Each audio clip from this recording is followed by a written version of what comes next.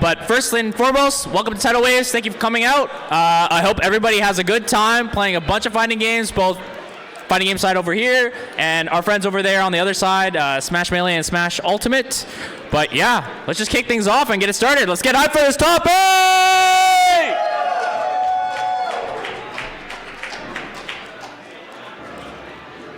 Hello. Hey everyone, how's it going? Welcome to a Perfect Storm 20 Tidal Waves. I'm sorry, same menu. Welcome to Tidal Waves 2025. We're very glad to hear. I'm Turbo Tactics Tony. I'm SSJ Anna Paquin, and welcome to Top 8 of Blazblue Central Fiction.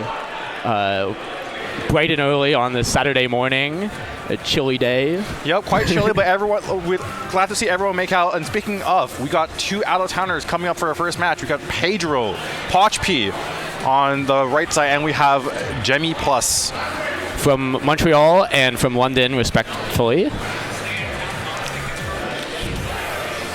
Yep. So Pedro will be playing the Mu 12. Yeah, and then we have Gemi on Carl. They're well known for being a really good Carl player in the Eastern Canada region. Yeah. There's a lot of Carls in Ontario, so this matchup will be, I think, well understood by Pedro. Like what he needs to do. Yeah, meanwhile, there's not too many new players in general. Yeah. Even to me, Mu is a bit foreign. OD, yeah, early OD to set up the sandwich, but nice TP from Pedro to get out of it. Oh, but the off-screen Volante gets around it. Yeah, and there's another one coming. Both these players do have audio, so you are able to hear the off-screen Volante. Yeah, that's important. No one has to say house rules. Nice punish on the doll. Yeah, the dolls are almost dead, so Gemi has to be really careful with calling Ada now. Yeah, unfortunate the turret did fire during that throw, so not going to be able to get a full conversion. Alright, just got a lot of Steins out. It's going to send them off. And we have this kind of situation where Pochp wanted to set up the turrets, but Gemi just sit that out and went in instead. Okay, going to do Volante Oki, goes empty low. And should be able to take this round. Easy finish. Yeah, there we go. nice. Got the 50 meter just in case. Yeah, could have gone into gear super. Keeps it simple. Yeah, Gemi, it looks like they got burst back already because they've OD'd very early in the last round. Yeah, OD is very important for the burst economy in this game. Getting active flow will get your burst back very fast. Also, fantastic snipe from Pochp to get the doll. Now Gemi has to play it fair for quite a bit. Yeah, this is not a situation you want to be in as Carl. Especially against Mu. Once Mu has you locked down in the corner with projectiles, she can start doing high-low mix-ups, and it's very hard to get out of them. Yeah. Oh, blocks the 6 CRC though. Luckily, she was able to still continue pressure, so the OD doesn't really matter here. Doesn't block the second 6C. It's going to be big damage. Mu is a surprisingly high damage character for a set play character. Yeah, and then she gets the setup here as well. All right. You see that? Able to convert. Yeah, Pedro, very familiar with this character. You have no Guard Crush! It's not every day you see Guard Crush used as a mix-up like that. But it is. Very convincing round from Pedro, or Pochp. Yeah. He just wasn't barrier blocking. And I love those both these players' resource management with their ODs/bursts. Yes. Nice overhead, does not get blocked Yeah. this time. This thing, oh. Okay. All right. Not gonna get Nice the full sweep. conversion, but still in trouble here. Especially Mu with all these setups, projectiles, able to catch all tech options very easily like that. So Yeah. you whiff the 5C. Able to OS against roll, force you to neutral tech, and then eat a mix-up. Yeah. Okay, here comes the Volante. He gets counter hit, yeah. but Gemi does not get the pickup, unfortunately. A bit too far from that one. Trying to force their way in with the doll, but they're really trying to make something happen. That was a great punish from Pedro on the Thinkums Express from the doll. Managed to get 2 hits on it. Okay, a bit of a misconfirm. Oh, wait a minute. Another chance. Oh, great cross up. Yeah, spends the burst here. Nice tech as well. Ooh, misses the conversion. We got all this meter, but will it even matter here? She can't really use it for like pressure here. I guess you can like overhead RC or do stuff. Yes, he has 2 stocks of overhead RC. There it is! Or rather, the opposite. RC overhead. All right, there's game 1 going to Pochp. Yeah, when you space the 6C like that, the first hit whiffs, and it makes it really hard to block. Yeah, especially like, it's like the Hakumen thing, right? Yeah. So when she's at that range where she's kind of like at far mid-range, you have to be really careful about the overhead. Early burst coming out from Pochp, they really want the momentum going. And looks like he's going to get it. Great air throw. Yeah, Gemi's going to opt to burst to not get knocked out. Waits the DP. This is a huge 2. Okay, unfortunately, could not get much off that. Gemi is going to... Oh, no. That's... You see Gemi really trying to get something started. He really does not want to get in the corner here with Mew. This is not where you want to be. Yeah, Pedro is going to have 75 meter. Oh. I don't know, maybe that was a throw tech, maybe? It looked like this. He tried to challenge the air dash reset, but the Stein like covered the gap, and Gemi got hit trying to anti-air. Oh, unfortunate. You were trying to contest Pedro hitting the doll, but actually got crossed up there. All right, now Gemi is fighting for their life. Yeah. Pedro looking so good right now. Okay, gets the hit. What's the setup going to be? Oh, rolls away from the Thinkums Express. Very smart by Pedro. Yeah, we have not seen the option yet. Yeah. Well, Gemi also has not really put Pochp in that many Oki situations in the set so far. And speaking of which, the doll is dead right now. So he's got to play neutral against Moo without Ada. Great defense. Waiting for that doll. We have it available. But the tower defense from Pochp doing so well right now. Oh my god, Pedro. Big damage on the doll.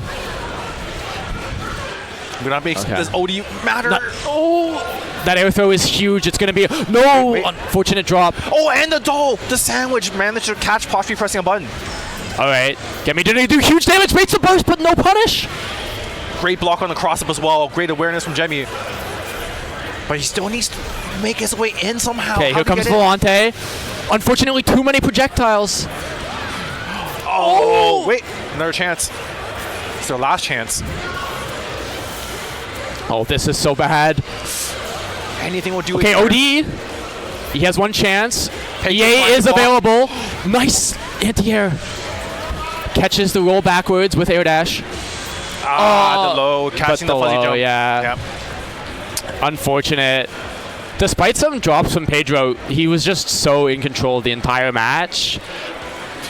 Where, like, even though there was a couple really scary moments where he dropped a game-winning scenario, like his neutral play was so dominant that it seemed really hard for Ada to come in. Yeah, you see here, once New has you in the corner, you're in the basketball. Like he drops this combo here, but you have 3 turrets on you. What do you do? Yeah. Just like cry. And especially like both these players have been playing Blazblue for a very long time, especially Pedro, right? Like known for being a very high level move player for years now. Like, they're well aware of like even when situations drop where like combo drops, like they're aware of what options you have afterwards. He's been playing Moo since she came out, and like some Blazblue players haven't been alive that long. So there's the CT mix-up. You don't see that very often. Yeah. Oh, is that what that was? I thought it was Guard Crush. Oh, that's that's the oh my god, what's it called? When you press A and B.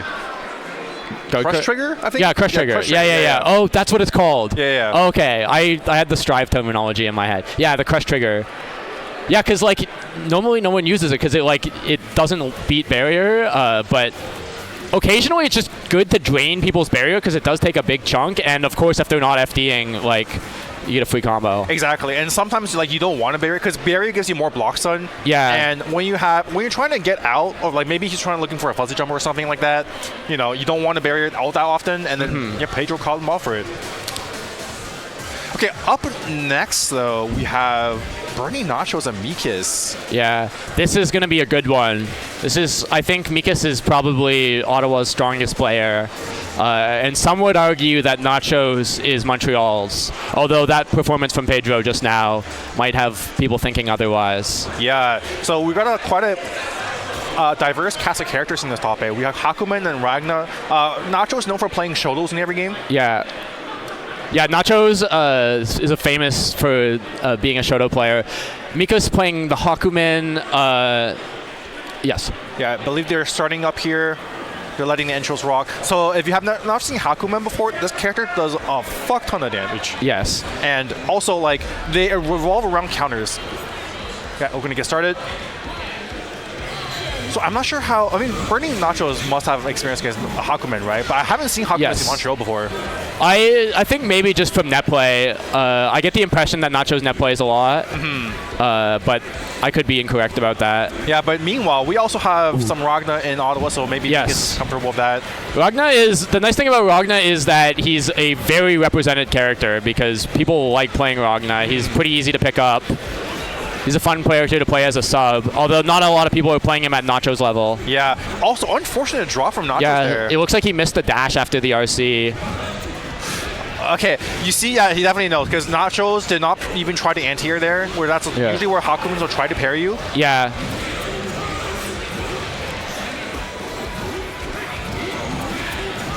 Okay, Gauntlet Hades mix up. Yeah. First round is going to go to Nachos. Pardon? Okay. All right. Hakumen just doesn't do too much when he doesn't have like meter and or OD. Yeah, that's the thing is, so Hakumen's stars determine sort of the length and damage and combos that he gets. But he does passively gain meter as the round goes on. Okay, burst, yeah. Okay, interesting. We're bursting with not a lot of life here. We're going to go into the next round of no burst. Yeah. Very dangerous situation. That was a extremely questionable burst from Nachos. Yeah, okay, especially with like such a high damage character like Hakumen, you might not get that back by the end of this round. Oh my god, great! Even better air throw. Yeah, he got the reset. He tried. I don't know what happened there. Maybe in miss input. I think, yeah, he might have tried to do TK something. Oh no, he blocked the DP but missed a dash on the punish. Okay. This. Yeah, okay, I like that burst. Don't let. Ooh, nice air to air. Oh my, and he picks up off the anti-air jab. Melty Blood fundamentals. He parried the DP. This should be the round. Wow. Oh my god, wow. Meekis locked in for that second round. First round going to Meekis. Validating me seeding him so highly. Did you see that? Yeah. that was a crazy call out. What a crazy first game. Yeah, I mean, Nachos, like, neutral-wise, doing super well. Oh my god, run up block, but somehow got hit afterwards. Unfortunate. But here we go. Challenge from the two-way is good. All right. All right, we're going to get late air dash. Nice block from Meekis. Unfortunately, does get hit by the 6B. No one can block them all. Yeah, one thing I really liked seeing Nachos is Ragna. His corner pressure is insane. Like, he's got this sequence down pat. Look at that. You cannot challenge him there. You got to, like, just try to FD him out or, like, air block somehow. Great stagger pressure, and he's great at implementing Ragna's specials rare enough that you're not looking for them. And great throw on the parry super. Yeah, I like the whiff jab and your throw. Classic. Is that perfect as well? Yes. That was a very dominant round. All right. A bit too far for a bigger combo, so just goes for the 4C. Oh, unfortunate air dash. Yeah, a bit too close. Could not get the follow-up. Great call out on the parry. We haven't seen Nachos try to anti-air once yet. Not really a big need. He misses the parry timing on the Blood Scythe. And it's going to get blown up for that. It's a big chunk of damage. Yeah, catches the, what's it called, OS for rollouts. And does not block the Gauntlet Hades. Will he have enough to kill here? No, he will not get quite enough meter for Inferno Divider, unfortunately. Oh my god! Wake up Tsubaki? Oh, I think that's be it. Yeah, easy finish. Wait a minute! There's a chance. Yeah, it gets caught low. Yeah, looking for the overhead from that range and just gets caught by the low drive move. Yeah, especially when you're that low HP, anything will kill you, so you're afraid of so many different options. Yeah. And we're back into game 3 here. Very fast matches so far. There's the first 6A, actually. Yeah, and he manages to pick up off that even though he double side-swapped. You can see how well Nachos is comfortable with his character. This is the situation that Meekis doesn't want to be in, where Nachos is just running pressure, where he's comfortable. He wants to be able to win those neutral interactions. Great jab against... He had absolutely no fear of Hakumen in stall. Yeah, there's so many things to watch out for there, right? When they're just staggering jabs, maybe they'll throw you. As the person doing OD, you're just not sure. Okay. Maybe attempting to catch a jump out there. Meekis really has to make a big read here to come back from this round. Oh, great whiff punish. Okay, sweep, but unfortunately not counter hit, so isn't going to get anything off of it. Senzetsu gets blocked. Spending all of his meter, and Nachos is not falling for it. Okay, he's going to get the parry, gets the meaty. Nachos chooses to burst immediately, doesn't want to let Meekis gain momentum. Yeah, especially if you can win this round here, it's not going to be too much of he an missed issue. the TK again, I believe. OD back. Again! Yeah. Jab stagger. It's so good. He's just not afraid of Meekis in OD. Okay, we're going to have no burst coming to this round, so Meekis might be able to capitalize off that. Yeah. A lot more neutral being played. Okay. Nice footsies. 3C. Throws the parry again. And we're close enough to the corner that we get an extended combo.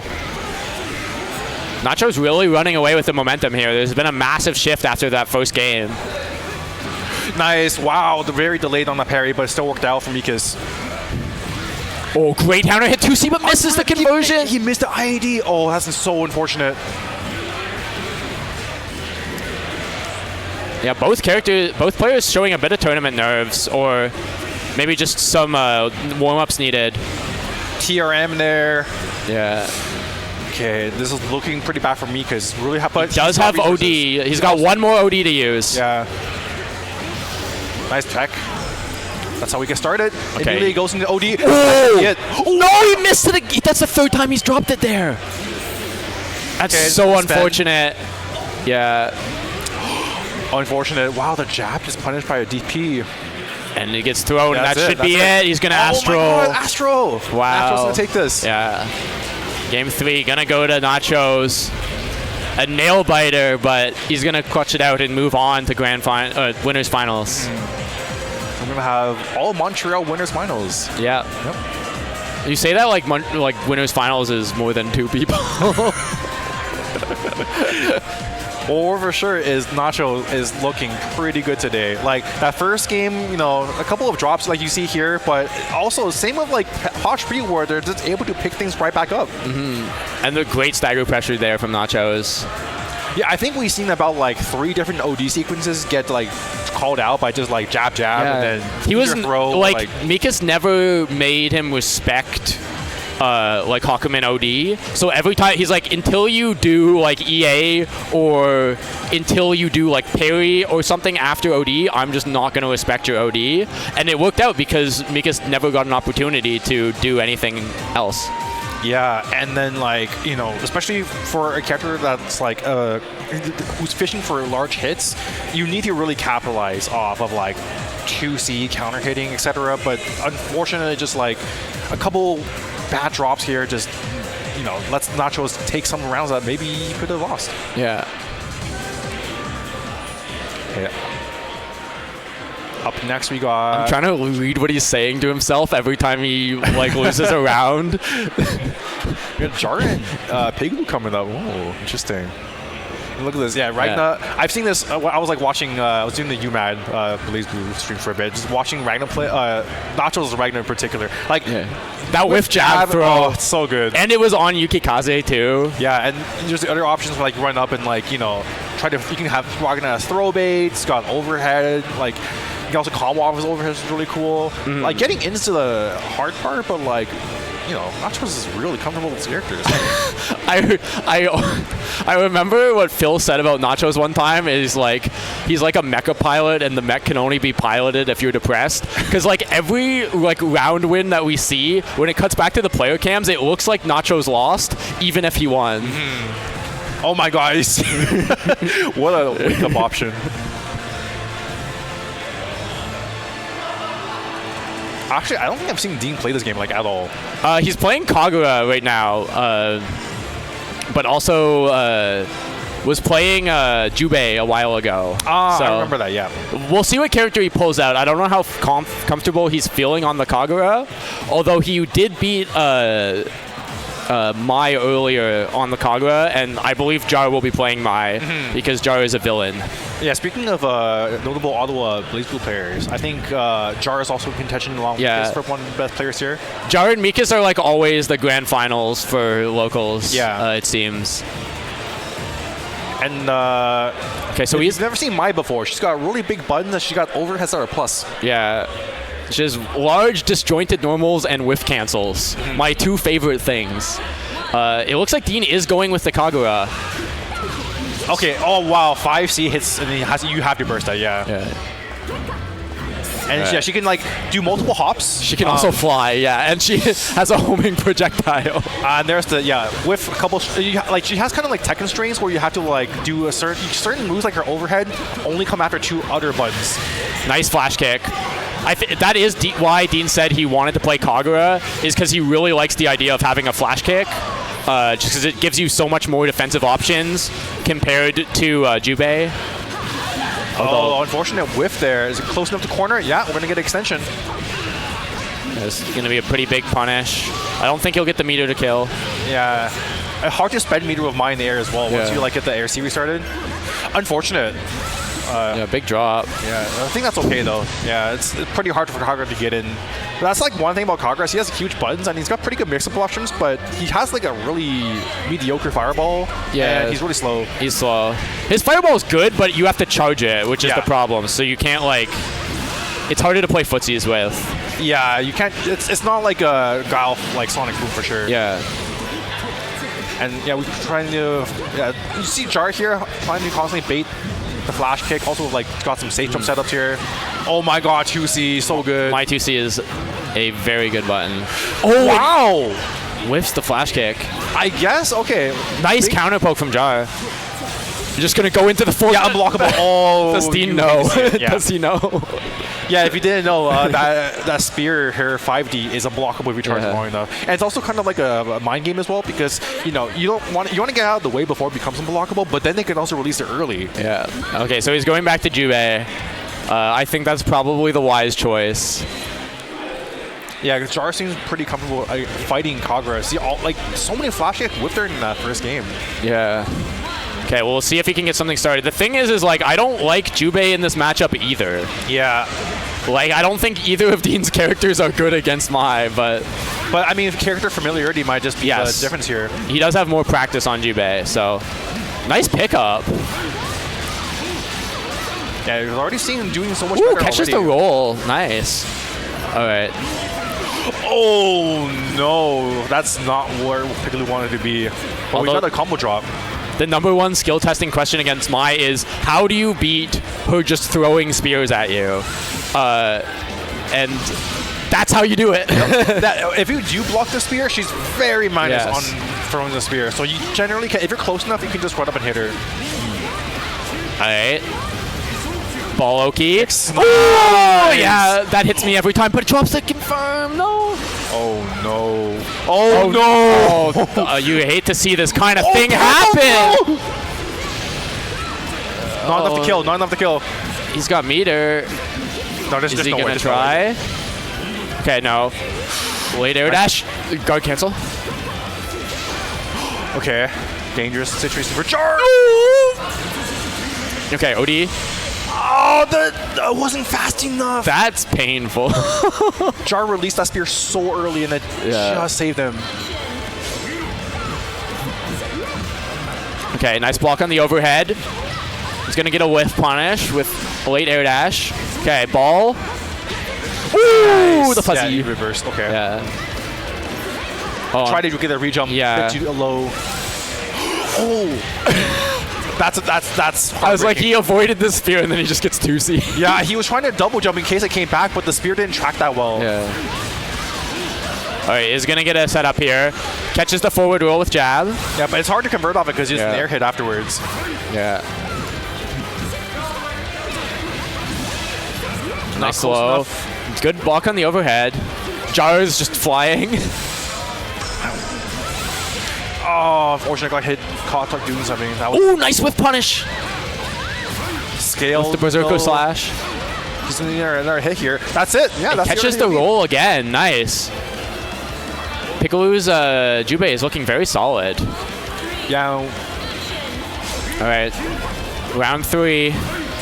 Oh, that's a punish. Yeah. But luckily, not far enough for that, or not close enough for that. Big counter hit. No good solid hits yet. But ball, but yeah, if you get hit by the ball in the air, it's pretty hard to pick up. Trying to FD their way out. Okay. Piglou gets out. Oh, no! This is right above him, so Jar gets a combo too.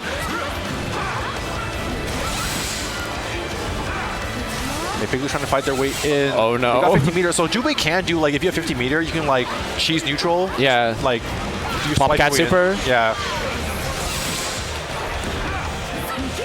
Oh, big whiff. nice whiff punish. Okay, and then we've seen Piglou do these setups here. Yeah. For mix-up. What's the Oki? Oh, gets so the overhead gross. again. Yeah. Like 100 meter, can you do it here? We will see.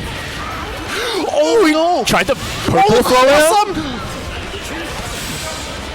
I respect the purple throw. There it is. Because it leaves them crumpled. He tried to run up and snatch him. Yeah, wow, okay.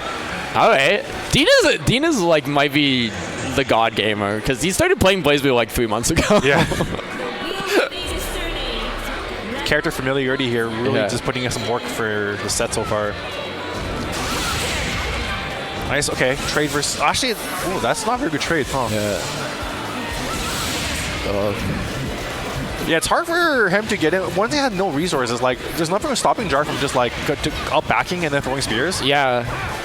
It's very annoying. Like, it's like the biggest question about, like, how your character does against Mai is, like, if Mai, like, is just jumping back in neutral and throwing spears when my character has no resources, like, can my character beat that? Yeah. Especially here, you gotta take so many risks to get in. And but the falling jump C. Yeah, it's falling. Her big buttons, it's hard to run under them. Yeah. It's hard to, like, jump in on her because her 2 seeds cards are... Yeah. Like, yeah, and then on the ground, like, the 5C, again, like, she has whiff cancels on it, so it's kind of hard to play footsies against it. Nice anti-air. Oh, great right anti-air. back at you from Dean. Oh, that's yeah, it's so rough. You think the spear whiffs and then it just comes right back? And then here, mid-spring, it doesn't look like... Oh, no!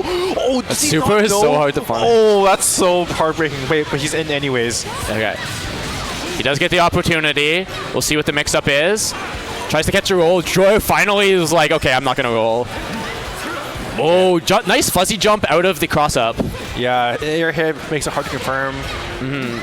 Ooh, the instant overhead. That was like a Piglou is KOF going to take this to the final round. Jar looking a bit shook here. Yeah, we really got to lock in here for both people. This is the final round, and also losers. So if you're out of here, you're out of the tournament. Yeah, that would be a huge upset, I think. Okay. Oh yeah. Great start from Piglou so far. He just needs to start doing mix-ups. Nice block from Jar. All right, block string in the ball, no challenge. Gets overhead, but didn't believe in it. I think he thought Jar was going to EA. Yeah, looks nice. Okay, that was a very clutch 2C. Jar will be able to get their pressure started. Catches the roll, but nothing off it. Hasn't really been able to go into record pressure so far. Yeah. It's been really just Piglou just one. Wait a minute, big whiff. Oh, overhead, no. that's huge. Okay. Oh, the overhead again. Wait. Wait a minute.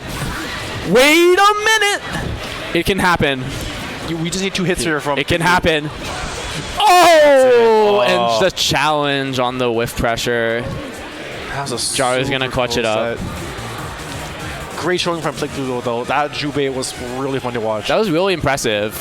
I think he's improved a lot. Because I've been playing this game for like 6 years and I can't beat Jar. So yeah, same. I mean, like, I saw there was a bit of character unfamiliarity, like when Jar did the super, and yes, because the thing is, she hops back but then lands, and you can punish her if she lands. But if you do it before then, she's airborne. Yeah.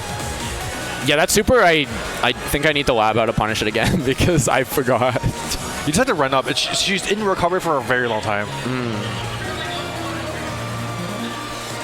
And I mean, like, especially these mix-ups with Jubei, like, those look hard to block. Yeah, I played Dean at the last monthly we did, and I got hit by that cross-up overhead every single time. I don't think I blocked it once.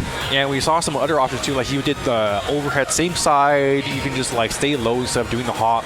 Yeah. Very scary once he has you with the ball in the corner. Yeah, the real struggle with Jubei is just getting people into that situation, especially against a character like Mai, where you're fighting for every inch that you push her towards the corner. The sigh, look of relief. Yeah. From that. Yeah, great combo rounding from Jar as well. Like, it's a very cool combo. Over here, like, he tried to run under. He thought Jar was gonna throw the spear, and Jar just came down with a button. Yeah, it's so hard too, like, because Mai really doesn't have to commit too much when in that situation. Yeah. Right? Jubei's the one who has to like try to get in. Yeah, it's Mai's world, and you're living in it. Yeah, you can see that. My jump C moment.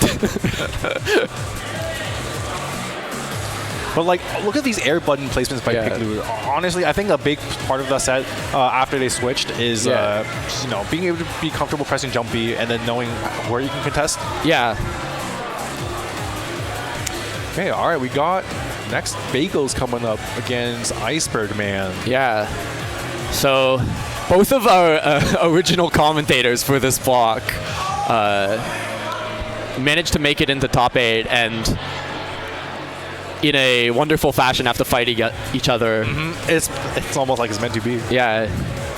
We've got another Ragna here versus his prodigy, Naoto. I haven't seen a lot of Naoto play in he's a really cool character in general. Very hard. You have to consistently do like 2-3 links just to do like your good combos. But if you can, then you get access to some of the highest damaging combos in the game. Also just like fantastic normals in general. Like he's got things that cover like half the screen with anti-airs. Yeah, his drive moves are pretty massive. Okay. And then we're going to see a bit of just like slow play in the beginning until someone really gets meter here. That's when both characters can really get started.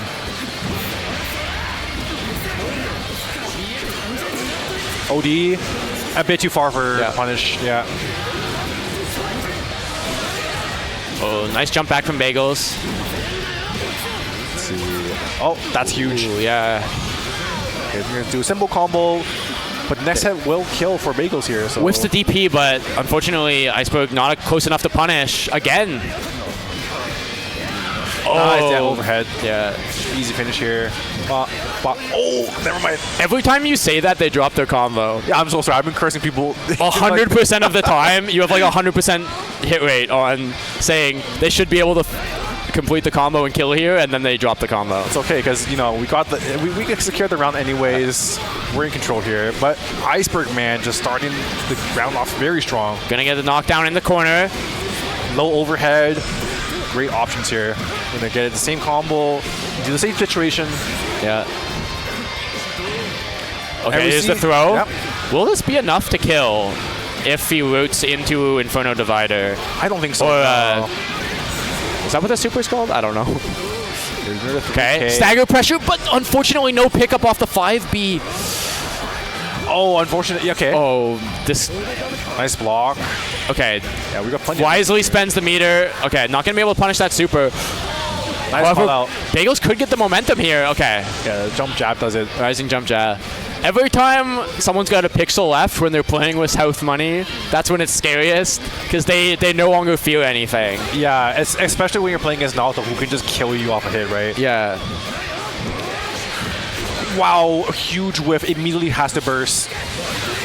But we got Great Ragna in the anti-air. corner. Oh my god, Ragna 5e is so good.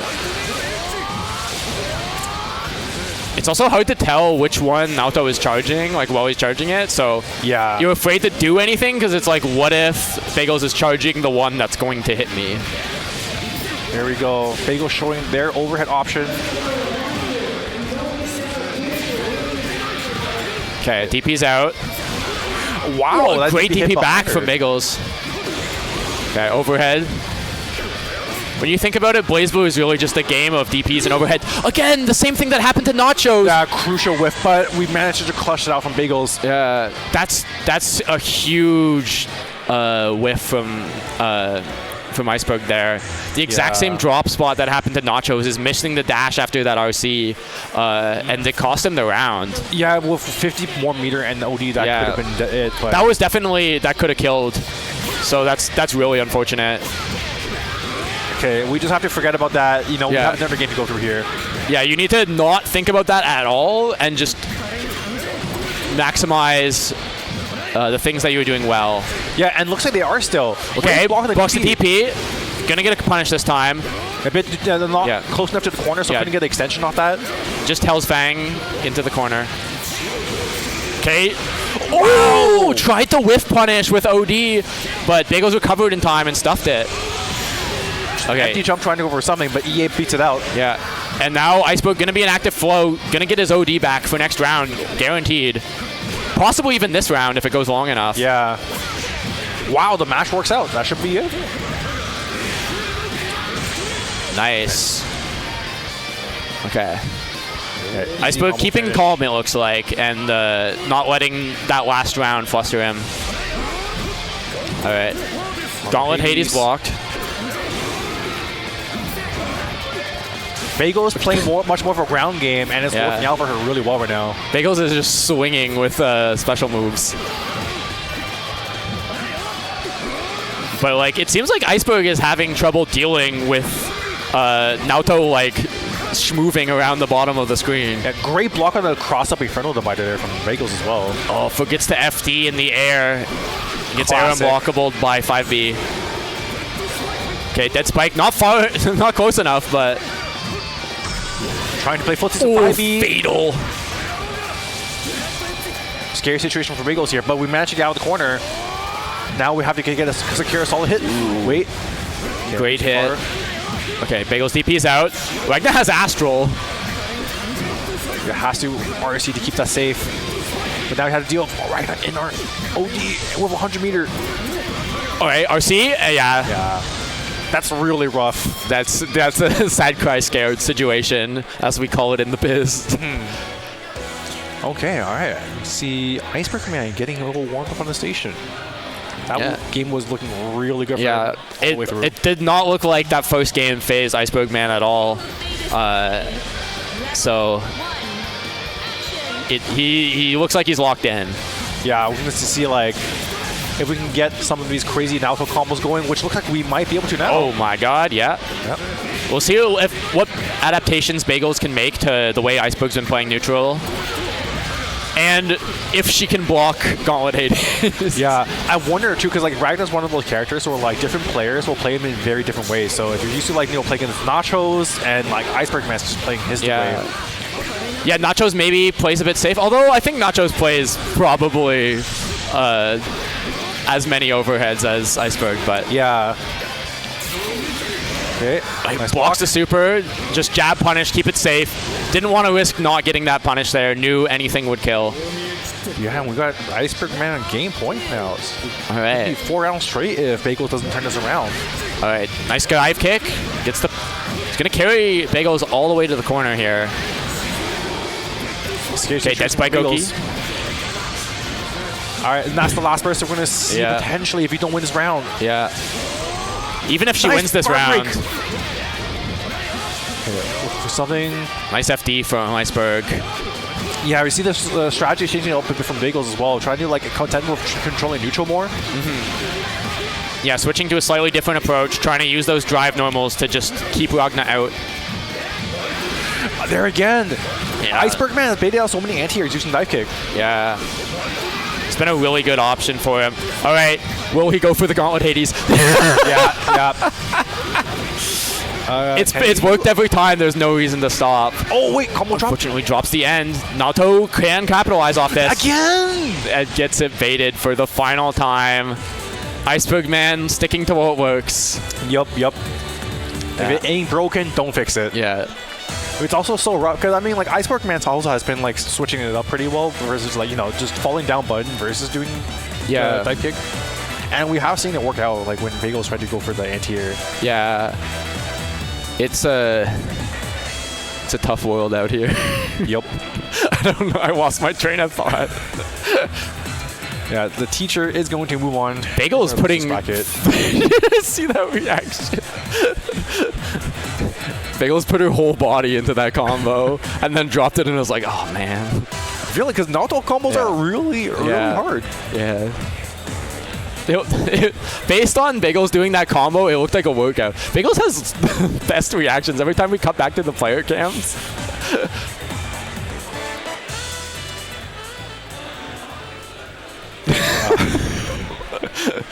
I'm enjoying the Bagels reaction montage.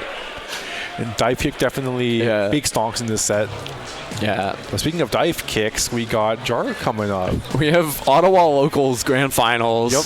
Jar versus Meekis in losers semis. I think it's losers quarters still. Losers quarters? Okay. Because they were both in winner side of Meekis was in the winner side and then lost. So the losers quarters. Yeah, they're playing towards loser semis here. True. But yeah, I mean, these players are no strangers to each other. As you said, very frequently in Ottawa Grand Finals. Yeah, they've played so many times. Usually, I think Meekis has the higher win rate. I'm curious if Jar's gonna break out the V13. Yeah, because potentially. I mean, it's a pretty good matchup against Hakumen, right? He has tried it in the past with some success. So I'm curious what he's thinking. We're going to stick to my for now. Maybe we'll see a switch later. Actually, I don't know. Usually, I think people like to start with their side first and then switch to their main. Yeah. Usually it's been the opposite, where it's like if Mai's not working, he's like, okay, well, try new 13. Okay. But it's... All right, let's jump right into it here. I definitely think Jar can win. It's just going to be an uphill battle. Yeah, and I mean, like, when we saw Meekis in winners earlier, he was playing really well. Just a couple of different combo drops sealed the set, right? So if we can get warmed up on the station here, I think we can see some really cool Hakumen. So. Yeah. And I think also now he's warmed up, yeah. Like, both of the first games for Meekis and Jar, they both looked a bit unfamiliar and were dropping stuff. Now that they're kind of adjusted. Yeah, let's see. Yeah, Jar immediately trying to back off, trying to throw some spears. You don't want to be near Hakumen in general. Especially on the corner like this. Oh, but combo drop already, but not too bad of a place. You can just come down with a button there. This is losers semi-finals, despite what it says on your screen.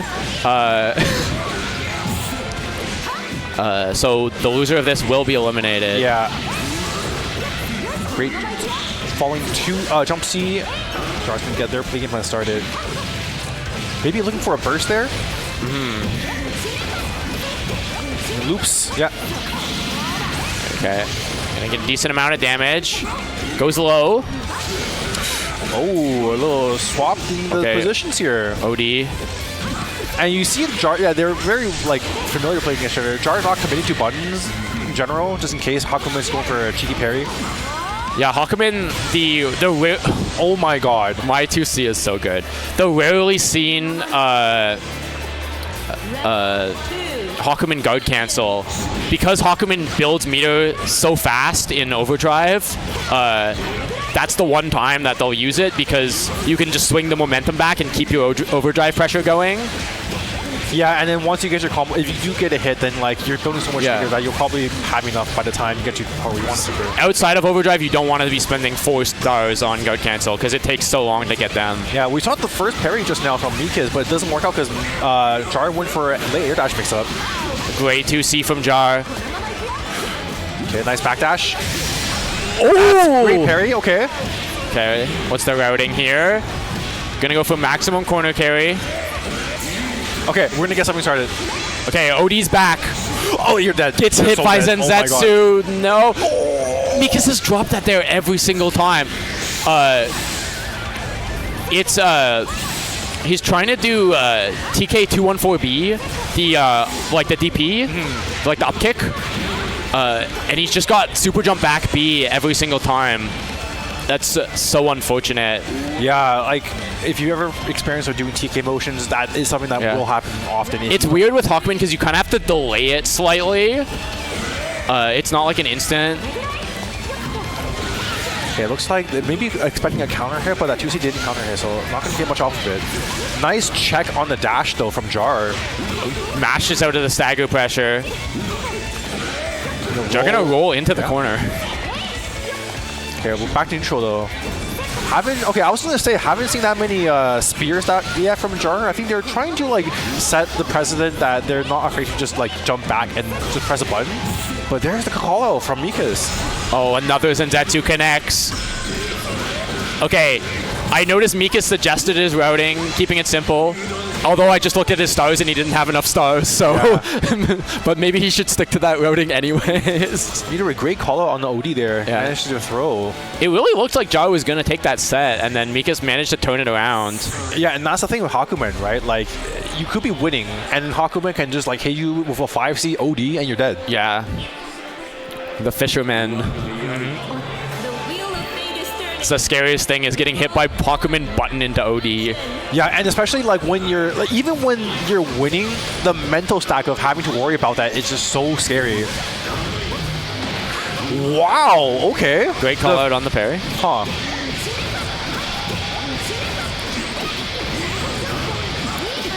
Alright, safe jump. Nice tech from Meekis. Also, like after a throw tech, Hakumen's like 5B. Is it 5B? The little stab. It's so fast. The big stab. Yeah. That's 4C. 4C. Okay. Yeah. It is very fast. The trade-off is that he doesn't get a combo off of it except on counter hit. But it's a really good button because it's like very disjoint. Yeah. And especially like if your opponent trying to jump out, might catch something and lets you start your pressure. And of course, it also deletes projectiles, so it can be useful against the spear as well. I believe. Another great 2C from Jar. Goes low. Don't get too much damage off of the 2A. Yeah, go for a reset.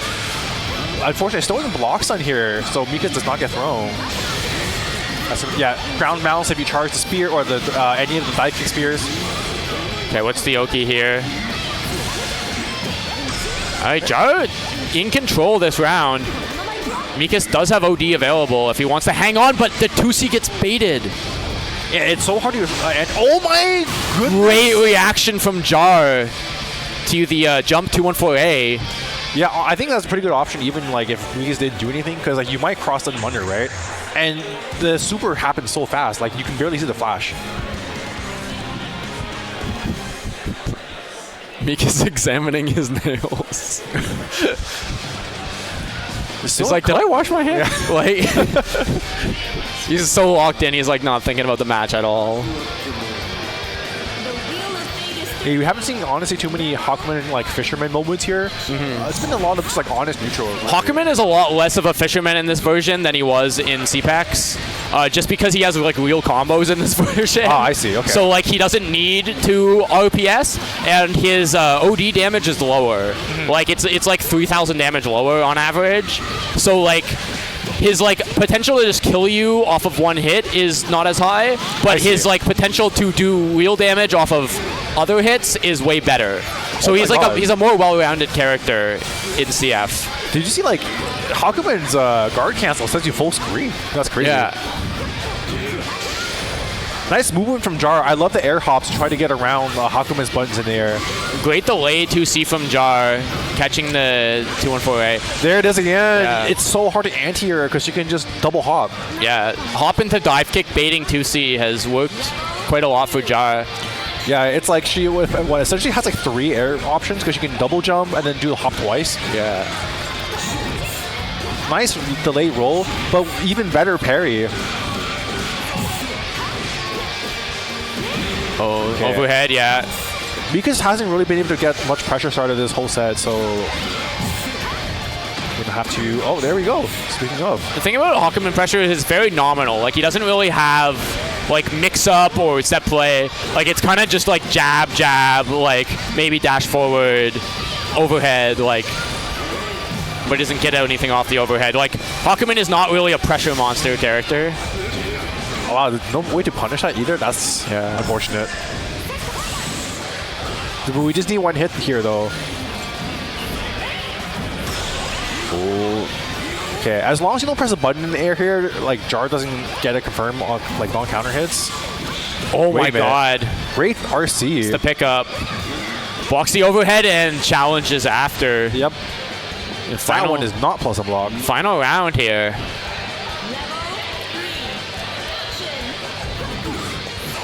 Yes, okay, yeah, Meekis not going for the 2C as often anymore, you see. Okay, just jab into sweep. Great parry, and you get the side swap too.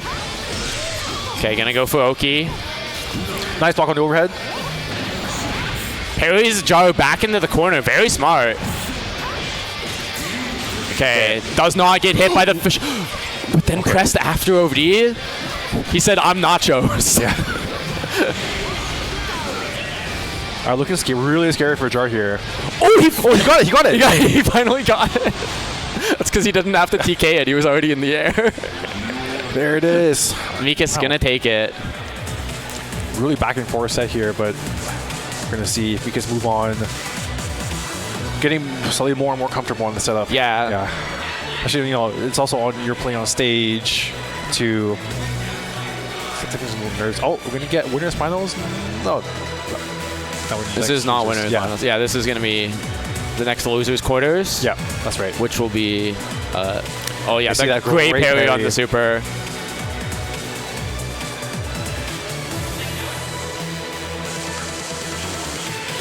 And then I think.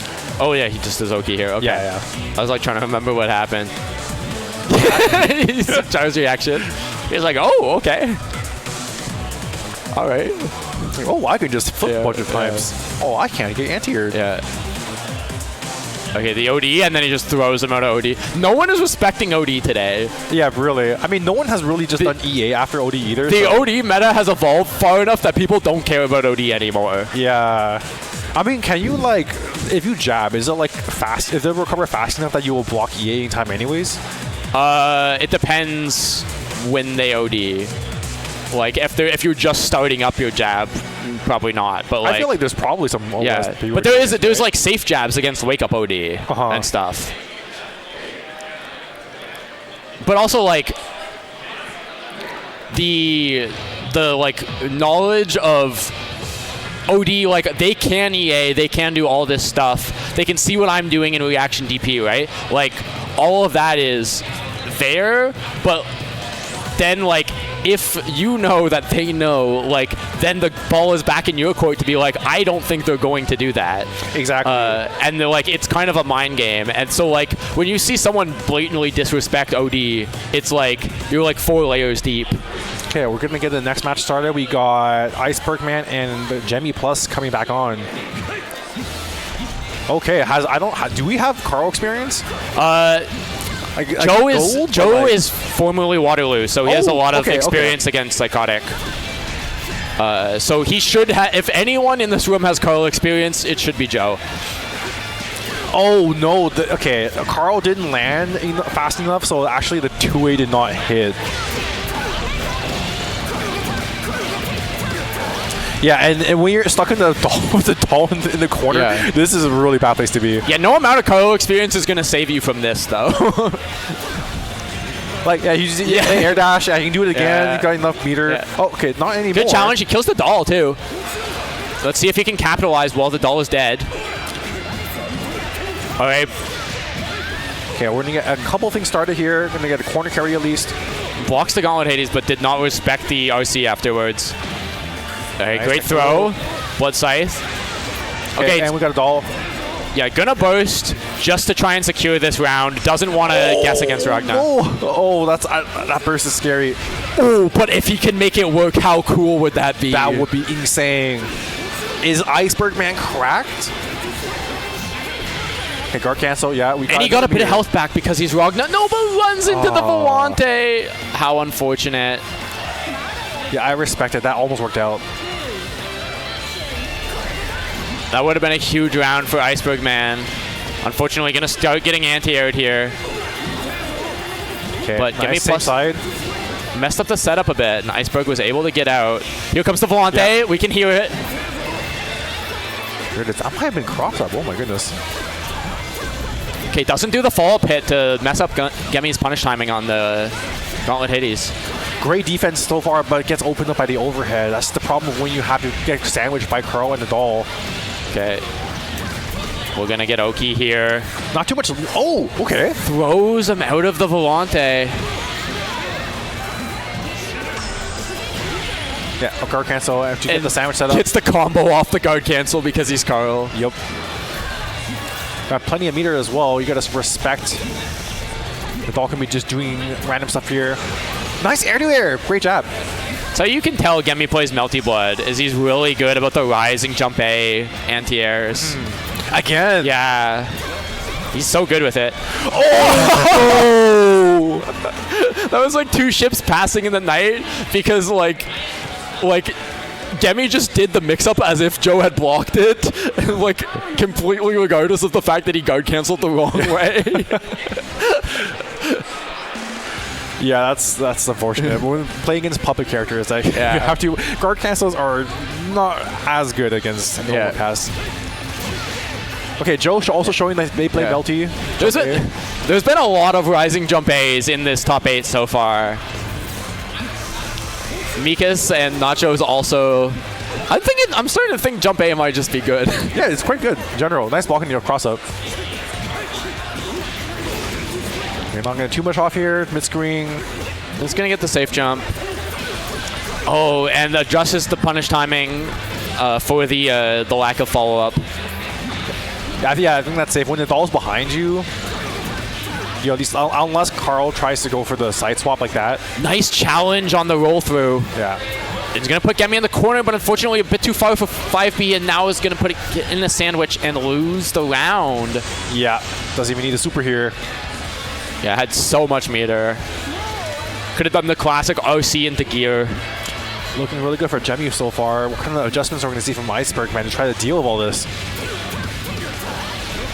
Yeah, and that first round was looking so good for Iceberg Man, but unfortunately... Whoa! Oh, and the boost whiffs on the Hell's Fang. Oh, yeah, Dead Spike. This is probably the best situation you can... Oh my god! Tried to reset him, but Gemi got air hit. Nice challenge on the dash after Dead Spike. Based on a DP as well. That was just safe. You could not DP that setup. Okay. One mix-up. Low. That's the first low we've seen too. Yeah, that's rough. That's Carl. Yeah, quick 2-0 from Gemi. Yeah. We'll be moving on to, I believe, loser semis? Loser semis, that's correct. And we just saw who else is getting into loser semis, but I missed it. It was Meekis. It was Meekis, correct? yeah, Okay. That's right. So I think we might be doing winners finals first. That's right, yeah. Which will be... I think Iceberg Man, whenever he had Gemi in the corner, it was looking really good. But just the problem is, it's hard to once Carl is in neutral, you have so many things to keep track of, right? Where's the doll? Do you have how much meter do they have? Can they just randomly just make the doll do something while you're on the ground? They definitely seemed like each other's equals in neutral. The problem is that when Carl knocks you down, it's way scarier than when Ragna knocks you down. Yeah, it's right there. Yeah, there's that moment. Do the mix-up anyway. Yeah. And it's like... He's just I'm just going to send overhead RC. I don't care that your guard cancel whiffed in the wrong direction and the doll is 8 miles away. Yeah. And then there's the burst whiff. That was huge. That was a huge moment, yeah. And then like here, it looked like he tried to do jab overhead, and then like Gemi was still in the air and just got air hit by the overhead. I think he was hoping he would like land first, so we get the full combo off of it. Yeah. And then here, the doll just from the top rope.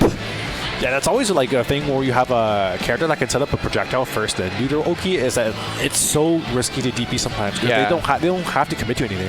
Yeah, and that's what I was saying, right? Is that like when Ragna knocks you down, you're like, oh good, mids, and then like when Gemi knocks you down, it's like help. Yep.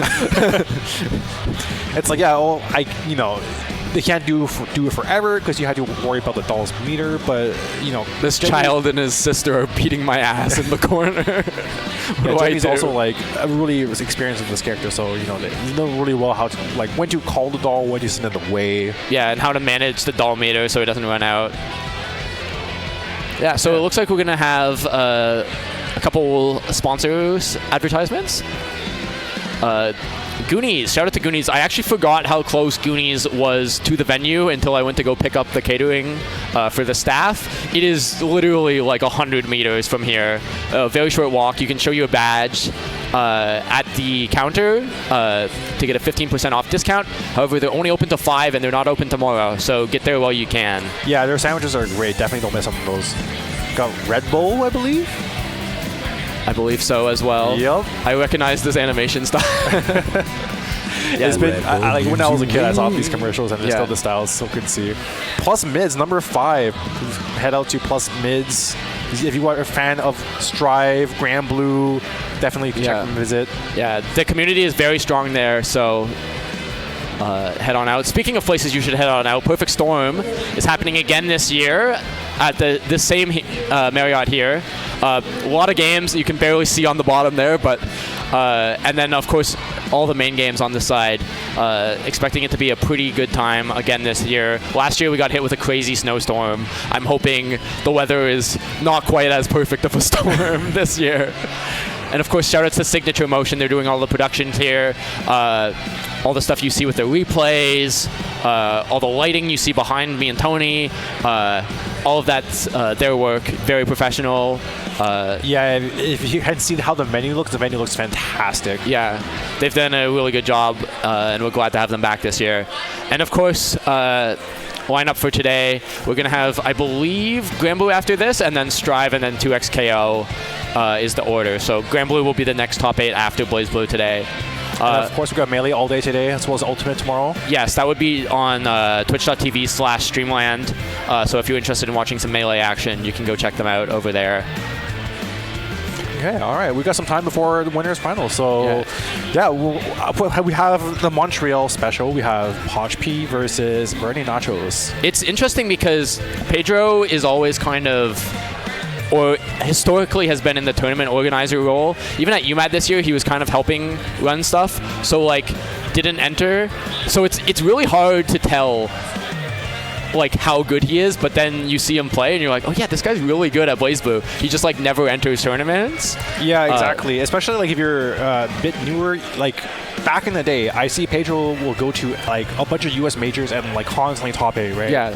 So if you've been around, you know they're a really good player. If you're old enough to remember Dustloop forums, he was like the moo on the Dustloop forums that people would go to for like tech and stuff.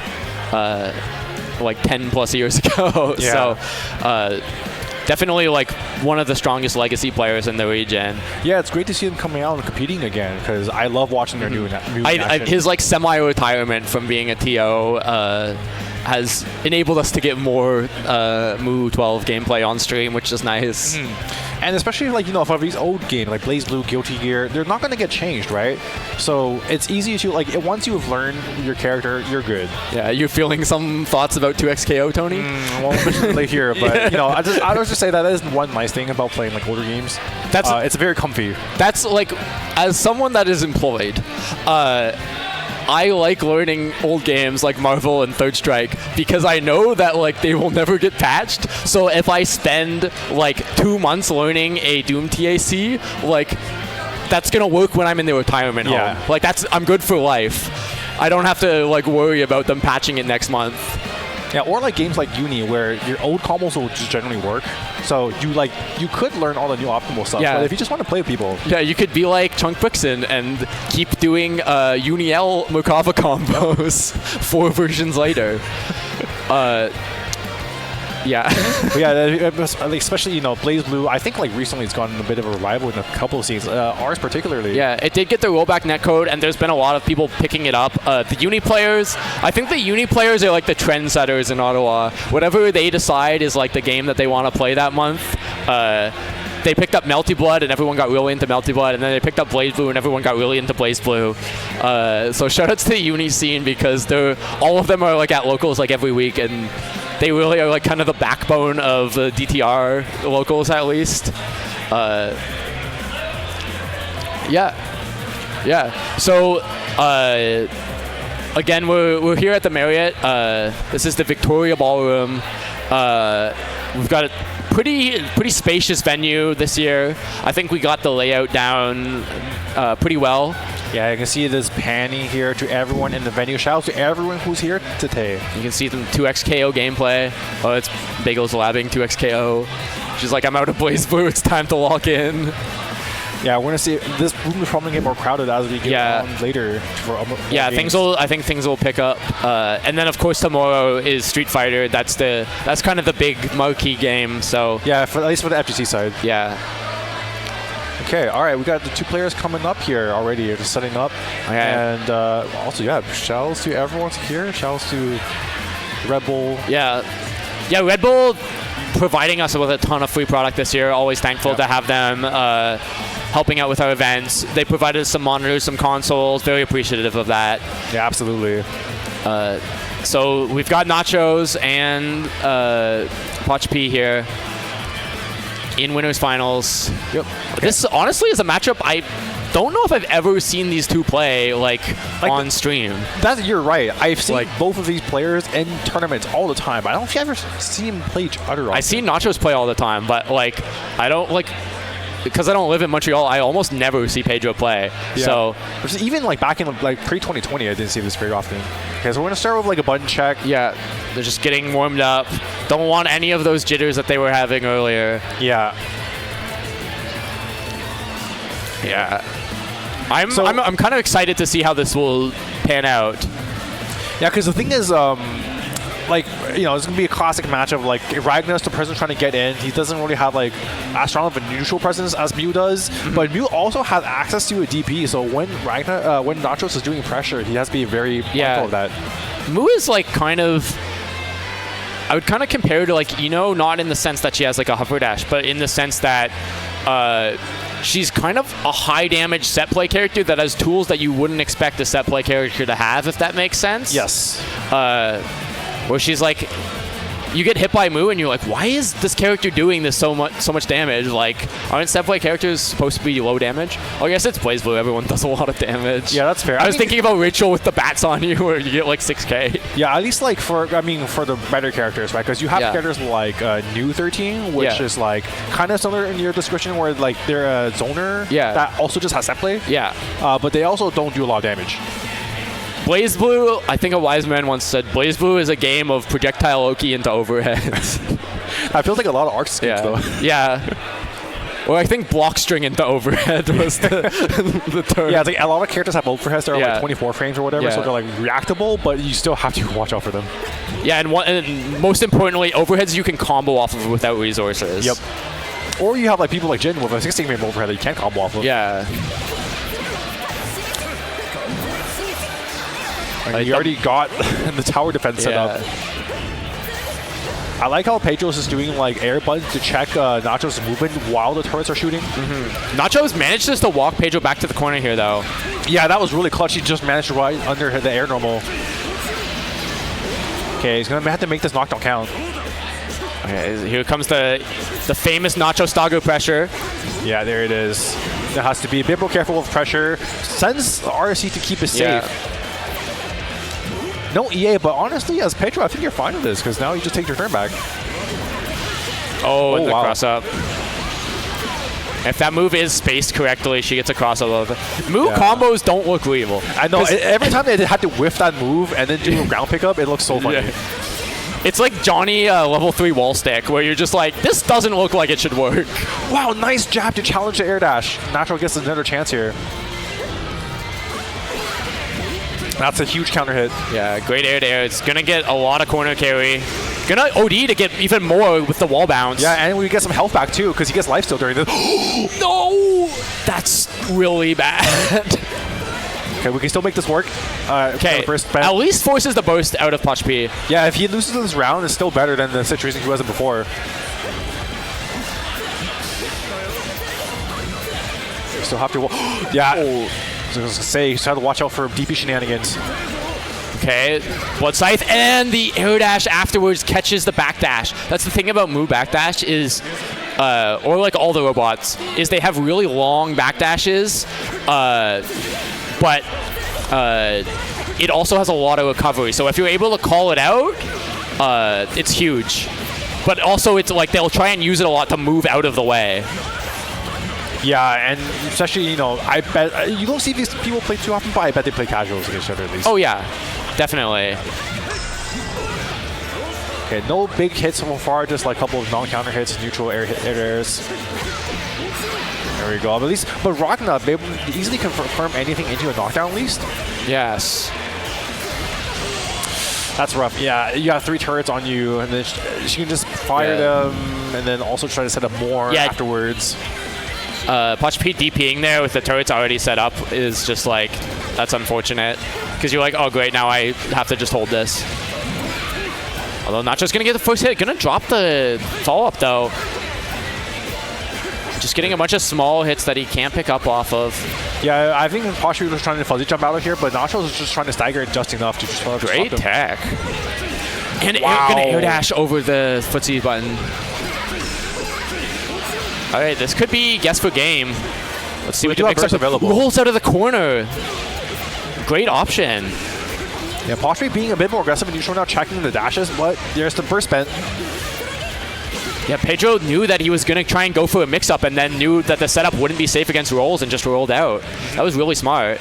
But Nachos is still going to take the first game here. Yeah, just too much health advantage at that point. You have to make so many risks on a character that's not like really great at taking risks. Mm-hmm.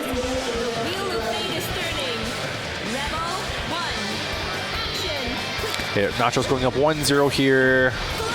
So far, this has been a really good set, though. I'm really liking the level of play that we're seeing here. Yeah, just a lot of great moves from both players. All right. There you go. Every time Nachos has been in this situation, it's been like really good, right? But like, I mean, I guess both of these characters is really corner pressure reliant. Great air throw from Pochp. But this is unfortunate drop. That's pretty hard. Oh, and whiffs the overhead. Yeah. We got many turrets stacked on top of each other here. He's got approximately 1 billion steins. Yep. Let's just spend OD here potentially. Oh my god, what? You can't even, this is actually a buff for Nachos because you cannot see his mix-up. Yeah. Because there's too many steins in the way. Okay, we got a burst. We already have all these side setups anyway, so might as well. So we can set up more stuff in neutral here. Nice delay air dash. Oh, that was so delayed. Yeah. Oh my god! I thought that was going to hit the wrong direction. Yeah. I mean, great decision from Nachos there. That would have beat the overhead anyways, even if it didn't whiff. That's true. If the overhead just whiffed and the super didn't hit, like, he wouldn't have been able to punish at least. Yeah. All right. Nacho is looking very in form this set. And catches the roll again. Look at that red health right now. So that's what we were talking about last round is Pedro tried to roll out of the corner. Here Nachos was ready for it, did a roll safe setup and got a full combo. That's it, yeah. Just needs a super here. Yeah. You stop saying that, bro. It's the Tony curse. I'm sorry, guys. It's the Tony curse. I'm transferring over my combo drop to people playing. Every time. But I'm just saying, like, you know, just super. It's like when like you just get level 3, you know? Yeah, exactly. You should learn from your words and deeds.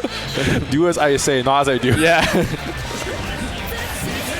Okay, the Pochp really needs to like turn things around here. I mean, it's just like we've seen so often. Just Ragna on the right side of the screen in the corner, and like the game just ends in 3 hits. Yeah, Nachos just like I'd win. He's so good at pushing Pedro all the way to the corner. But this is the lucky break that Pedro needs. The cross up jumpy on the way down. Okay. And that's it. Yeah, not too much off this, but we get the setup. Yeah, he's gonna get another Stein there to protect the air dash reset. And we're gonna, if Pedro or Pochp can sequence this well, we're gonna be seeing this until Ragna decides to burst or like guard cancel, etc. Oh, gets the air throw out of the air tech, got hit by the Stein, and then Pochp was able to just jump up and grab an air throw. Yeah, convincing around from Pochp. I mean, he just got the adjustments here to turn things around. Oh my god, run up 2A, so good. Wake up DP. Yeah, we haven't seen DP a lot from Pochp actually in general.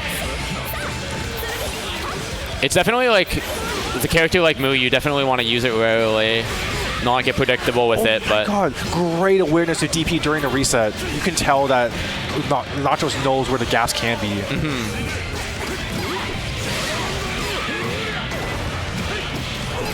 I love that wall slump. It's really cool. Yeah, let's see. Being more respectful. Maybe looking for TP. Goes for the OD here. That was scary. Nice block. Okay, it's hit by the overhead. Gonna end up in the corner. Couple Steins. Yeah, not too bad. It's gonna have like 3K-ish here. Oh, 4K, maybe. Oh, no, 4K. DP get blocked, but we do have to meter for RC to make it safe. That should be it. Yeah. There it is. All right, game 3. Pochp on the board. Nachos taking all he needs is momentum to turn things around here. Because I mean, both those rounds are looking really convincing. Honestly, just both these players seem so very momentum based right now. Yeah, like Mu is a very momentum-based character. Once she starts setting up shop and gets you knocked down, it's very snowball-y. Speaking of, she's getting set up right now. Yeah, not gonna get the corner, so still a bit of honest, quote-unquote neutral here. From the lasers. Oh, I like that interaction actually. Because oh my, wait, what? It worked again. Oh, but air throws the. I think he tried to jump to bait DP, and Pochp with a wake-up air throw. Yeah, wow.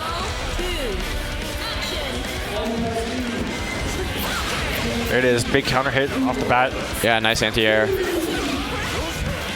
Unfortunately, a bit too far for that to connect. I saw him whiff 6A like twice there.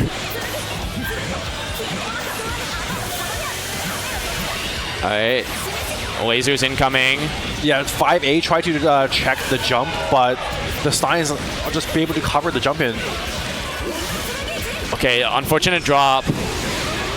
I don't know if Nachos has routing into the corner. No, just gonna go for something. Yeah, air blockable there. Caught not FDing. That's gonna be huge. Especially when Ragna has 50 meters. Okay, I like that. Yeah, 50-50 back. Just, if you're gonna spend RC to keep it going, I'm fine spending 50 to get out of it. Oh, okay, all right. I don't know if that was a punish or if I don't think Nachos trying to do something afterwards. Yeah, I don't think that was a punish. I didn't see the text pop up there. Okay, Pochp running it right back. That's what I'm talking about. Like, all you need is to get your character's game plan started here. 2 quick games. See if Nachos can close it out. Pochp is going to reverse OCV. Oh, unfortunate. Bit of a weird hit there from Pedro. Honestly, we saw a bit of this in game 1, right? So just if Nachos here can look at this, he's doing momentum burst to burst Pedro into the corner, and then immediately burst back. The air throw's been another on point. Great air throw. All top 8 Pedro's air throws have been amazing. Yeah. It's so scary. Even then when she whiffs, like, Yeah. it's you're not sure if you can still contest her or not. Yeah, like Pochp's just whiffing buttons and Nachos just like not doing anything because there's 2 Steins on him. Oh wow! Did you see? Actually, Nachos was out of barrier too. Yeah.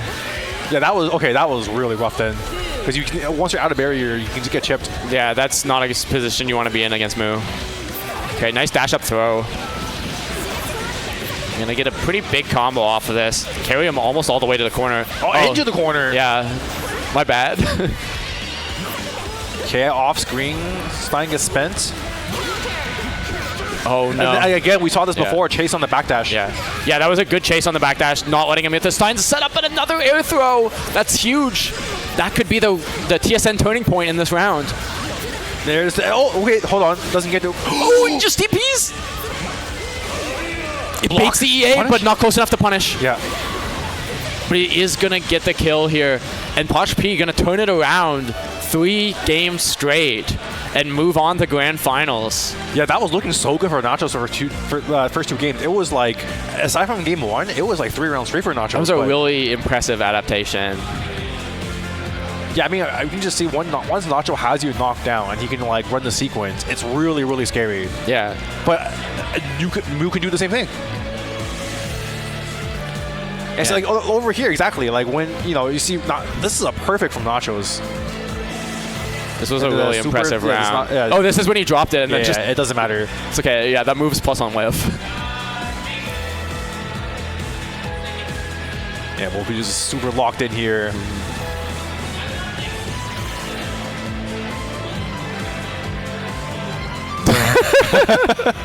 I was like waiting to see what the reaction on his face was when he whiffed the blood scythe. Yeah, and then we see this from the other perspective. Yeah, right? there's another like. Pochp got so many air throws that set. Yeah, I wonder if that was a reset or that was just like a drop situation, but like they were just aware. It's like an air tech situation, but he knew he wouldn't have enough hit stun to combo off the Stein, so he threw like the air tech, I believe. And over here, you see just like, they can just whip 4C. And it doesn't matter because you have. And then he got air unblockable there. He actually did fuzzy jump out, but he just didn't barrier. So Moo, I think 5B, caught him jumping.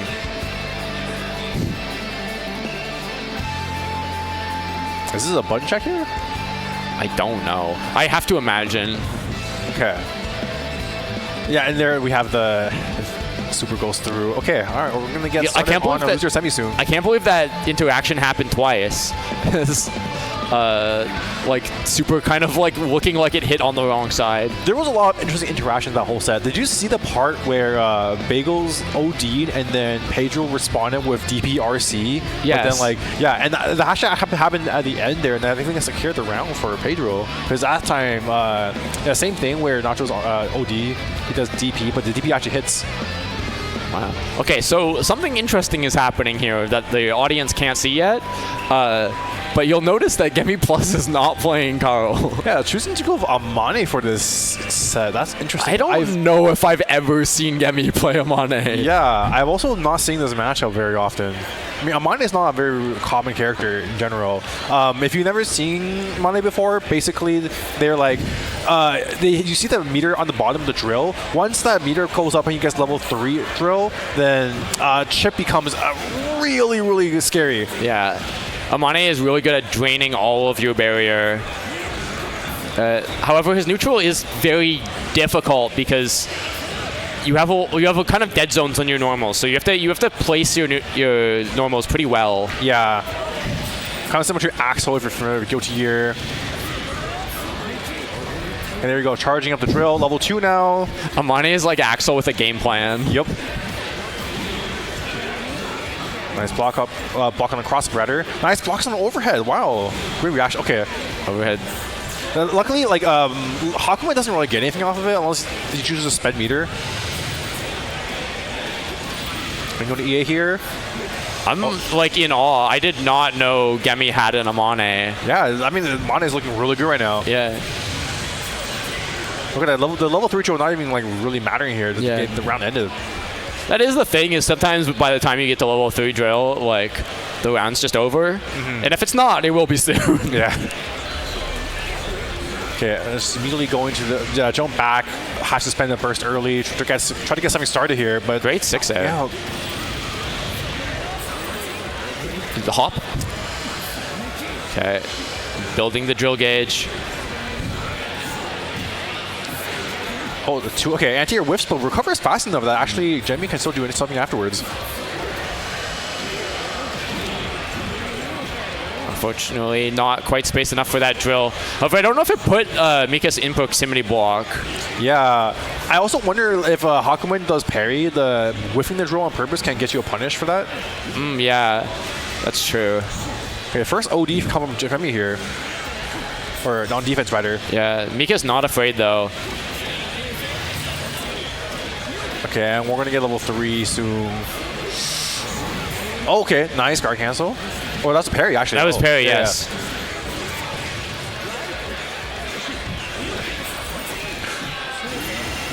Okay, drill. Yeah.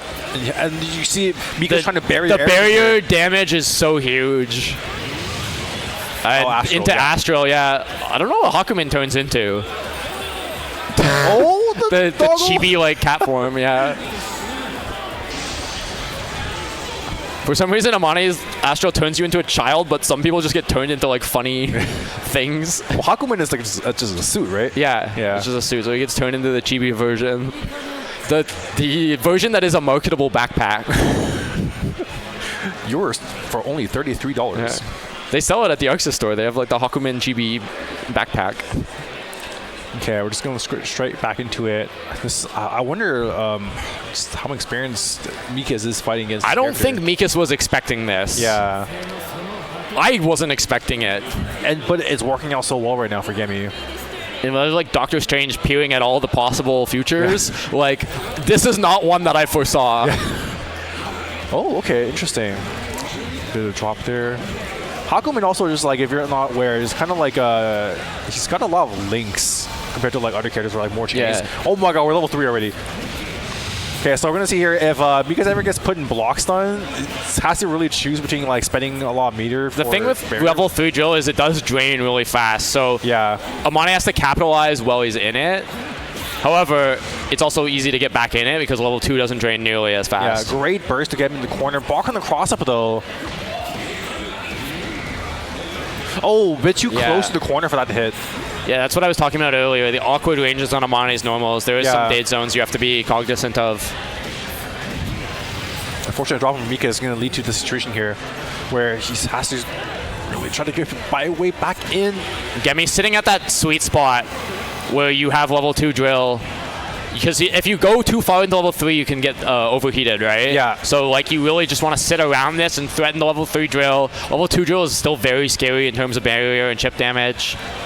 Yeah, and especially because he's like varying up where he places the air normal, so it's very hard for Hakumen to navigate this, but... Great parry. Overhead. Nice throw. Just going to go for the meterless combo, save some stars. Yep.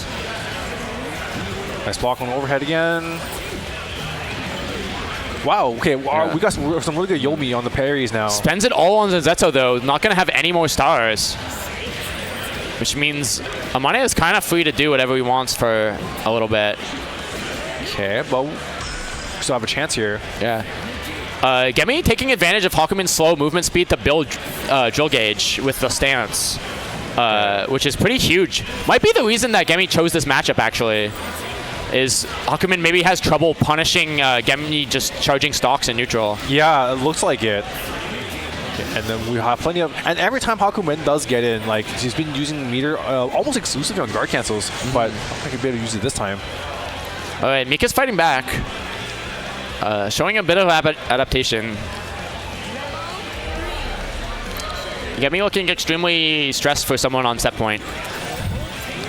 But you never know, right? Yeah. I mean, playing against Hakumen is stressful. That's true. I wouldn't want to play against Hakumen. All right, back rolls out of the top. Yeah, you see, they just keep charging neutral. Yahoo! Yeah, Hakumen's 2C is pretty good, but, you know, Gemi just spacing their way around it. Really just, like, dominating the neutral right now. The drill. Okay, level 3 drill. tried to run under, but gets clipped. That was a good air stall from Meekis to not land in the level 3 drill. Wait, wasn't ready for the counter hit, unfortunately. We're going to go to OD, try to capitalize something. Okay, guard cancels out of Zensetsu. Doesn't want to have to deal with that. So the OD's not going to last for very long.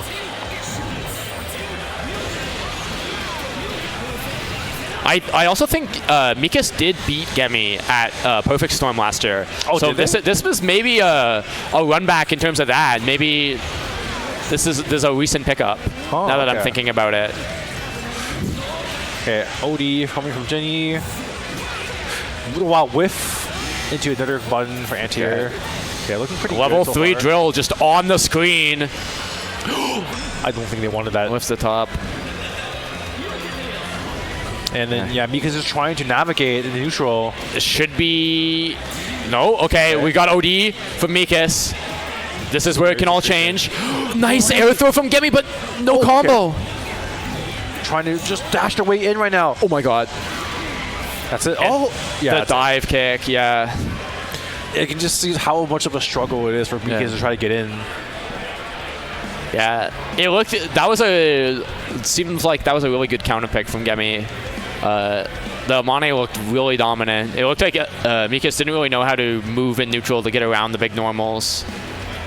Yeah, I feel like that's probably one of the things where you have to play against Amane a lot and know exactly what the death spots are for their like air normals that they tend to press. But even with all the I'm just setting drills in neutral, what do you do when the drill is just going like that, right? Yeah, especially because he's doing the on a knockdown, so you can't just jump over it too, because Amane has already recovered and can just anti-air or air throw. Actually, speaking of, Gemi had some really good air throws on because Meekis was trying to do jump, falling jump seed, double jump into stuff, but then every time try to go for it, Gemi just immediately air through.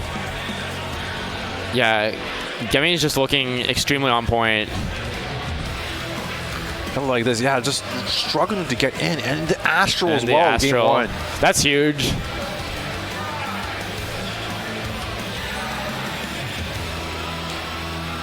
Okay, I think so we're just gonna take a quick break here. I think Gemi is just I don't know, went to the bathroom or something. But before his set against Nachos, grabbing water, I can see him coming. Yeah. Yeah, just getting a quick drink. Let your mind empty. Forget about Amane. Forget about exactly all of what just happened, and now you got to lock in to play against Ragna. Do these guys play U-Man? I'm trying to remember. I don't know. I think Gemi, I don't even know if he made top 8. He did. Oh, he did? Okay. He played I don't remember who it was, the ARM or something, in top 16 or top 32. It was insane. Well, I think that was gold. Oh, that was. No, I don't think that was gold. I think there was or maybe it was Bryce. There was 2 people that I was this is a top 8 match that was happening I mean, really, for sure, really early. Played Bryce in top 16. I remember that. Yeah, that was insane. Yeah. CF at UMAT this year was there was a lot of really crazy matches outside of top 8. Yeah, you see Rachel throwing at frogs and everything in neutral, and then Bryce literally has to just random B sledge, just move around. Bryce has the gene that lets you win though. He has the grappler hockey. Yeah. Where okay, but so over here we got our players are ready to get started. So Gemi gonna be back on Carl. Also the water break, good for just letting your muscle memory relax, so you're not thinking about Amane anymore, and get back into playing Carl. Okay, and we earlier did Gemi play against another Ragna earlier? Gemi played Iceberg. That's yes. right. Yeah. And that looked pretty close, admittedly. So we'll see how the playstyles differ, because we were talking about that earlier. Ragna players do tend to have pretty varying playstyles, so we'll see how Nachos plays against this character versus how Iceberg did. One thing I already see that's different is that Nachos here is just running up and doing a single jab or a single like two-way just to check if the doll is doing something. Yes. All right, opts for the side swap there, just punches him into the corner. Gonna take the screen positioning. Here we go. Yeah, you want to get Carl away from the doll. Nice tech. And I think you were right. Nachos pressure also has significantly less overheads. Yeah, you see it on the way earlier. Nachos on the way down, press the button and actually stop the doll from doing something. Gets hit by the cross up, but just mashes out. Okay, we'll take that for sure. I think maybe he RC'd too early. I see a guard cancel from Gemi here, potentially. Oh my god, that a weird stone situation. Cross up. Here comes Volante, air throw, yeah. That's guaranteed pretty much. Okay, and we got plenty of resources here. Doesn't matter, just TPRC. Okay, guard cancels back. The big punch. Yeah, almost a punish there from Gemi. Nice jump A to that is how you beat Blood Scythe. Really back and forth there. It's just like I feel like even though we're playing corner the whole time, people were just moving back and forth and always taking like the advantage. Yeah, lots of really good movement from both players. There's that rising jab again from Nachos. Gonna put Gemi in the corner. Here comes the stagger pressure. Yeah, and over here, when the start of the round with no resources, it's hard for Carl to get out. But Gemi does it. Okay, here comes the ball. Has to respect it. Great block on the cross-up also. But the double overhead is coming through. Yeah, unfortunately gets cracked. Gonna side swap him back into the corner. And then Naeson's gonna do some swipes. Blocks the late overhead though. Yeah, you get one. Oh, okay, yeah, this guy hit. I was gonna say you get one more chance here. Okay, yeah, get away from the doll. Just a neutral. Don't move this Volante. Oh wow, great confirm blue beat, but like I mean, again, it's hard to just like be ready to attack when you're just getting hit by one jump hit.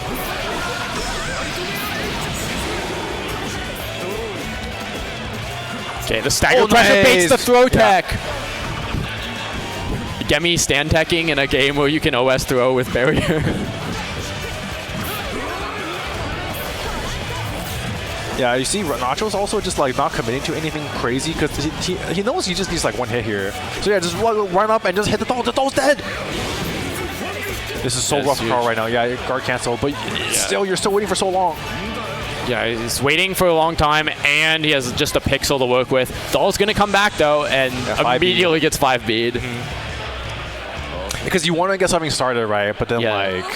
He's like 1 HP. He's like, I got the doll back. Go, go, go. And just like rushed into it to head first. Great air flip to start out this round. And we got. Oh, it doesn't hit actually. So Ragna is able to fuzzy jump out. There we go. As long as one of the mix-ups hits before you run out of meter, you can start regenerating, and it just leads to the same thing. Again, delayed overhead, doing so much work right now. He's gonna go for the guard crush combo to get a restand mix-up. Very cool. There's the burst. Whoa! The air lightning legs. Yeah, wow. And the perfect actually from Gemi, I just realized. Wow. Someone in front of the camera. We cut back to the venue cam and it was just like someone's head. Someone's just standing directly in front of the camera. Hard to believe that was just one game. That felt really long. Yeah, that was a banger first game. You see, this is, both people were so not like cautious. No one really committing to anything, just like throwing out like small normals here and there. All right, whiff punishes the lightning legs. Yeah. Oh, loopy, but that's okay. Yep. Nice delay on the tech. Actually, does not have to block. Guard crush.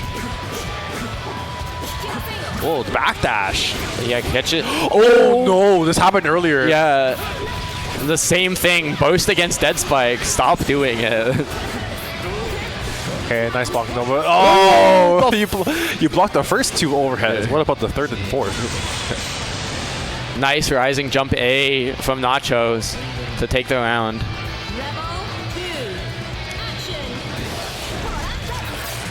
Gemi really wants to get something started, at least with the doll, but like, just you have to be so careful of like, yeah, just run up 2-way. It's so good. Okay, Hell's Fang pushes in the quarter. Air to air does not work out. That's huge. Wait, but the awkward hit. Yeah, it was very awkward pickup on that. Volante. Okay, here comes Volante. Oh, he tries to Hell Scythe over it. Okay, set up. Plus on whiff, yeah. That'll be the round for Nachos. There we go. Keep it simple. See, I have to say it. Yep.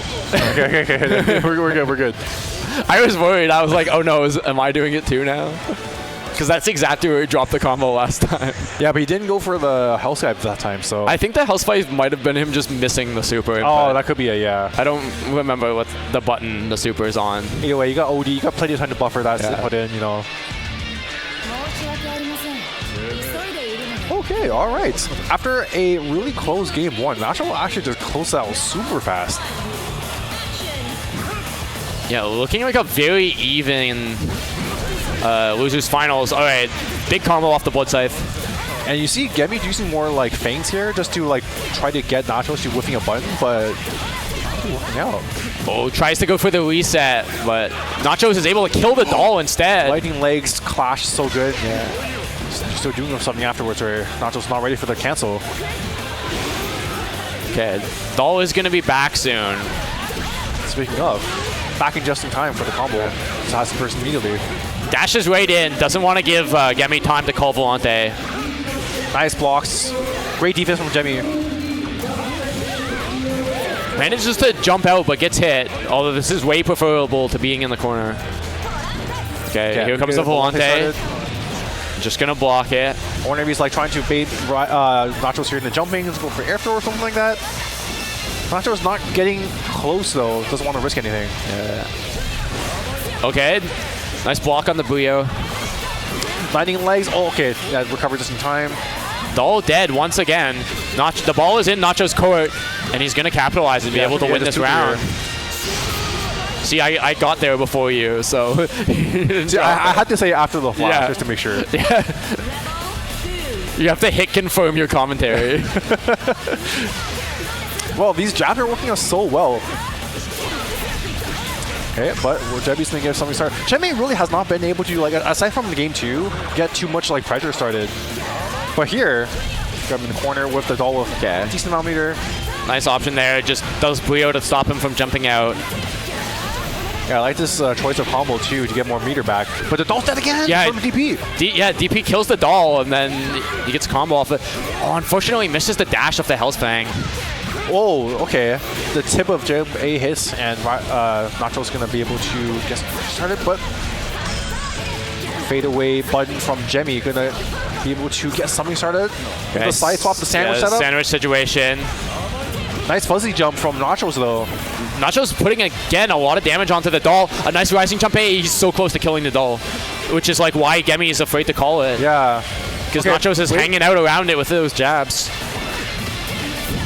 Okay, I like this adaptation from Gemi though. Just like really trying to get Nachos to like hit the doll. And right there. Get him to hit the doll, then you come in with the whiff punish. Yeah. Unfortunately, doll dead now. Catches the roll. This is huge. Nachos might be able to kill here. Yeah, that's it. This super. Yeah, it connects this time. The last time he tried to do that combo, the super whiffed, so I was worried for a second. Okay, all right. I mean, okay, he's actually won 4 rounds straight again for Nachos. I mean, he's been so good about managing the doll and like preventing Gemi from being able to play neutral with the tools that he wants. Like punishing him for doing Thinkums Express and Brio and stuff in neutral is like really huge. It's such a huge factor in this set. Like every other time, Gemi has been able to just like run people over by having this all set up, but really having to think when to use it all here. Over here, though, you have the meter and you have in the corner. Are we going to see a burst here? No, we're going to save it. Gonna save it. Walk the doll to the corner. Late overhead mix up. Might not get a chance to use it for the rest of this round here. I think it's probably advisable to save it. Yeah. You don't want to You really want to use your OD against Karo so that you don't have to like wait a decade until you get your burst back. Exactly, and man, that was such a Carl round. Just get put in the corner and just eat 3 mixes and die.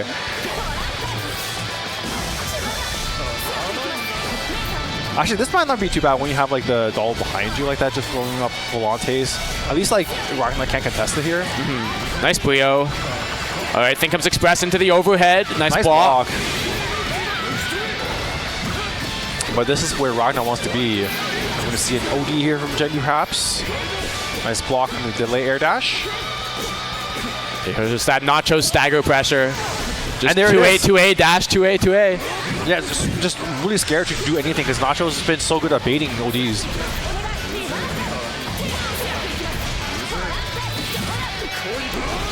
Nice anti-air. Yeah, be able to probably get our mix-up started here. Yeah, gets a combo off the Vante. Just the gear in neutral to put him in a situation. Yeah, you call the doll while that's happening. That's actually really smart.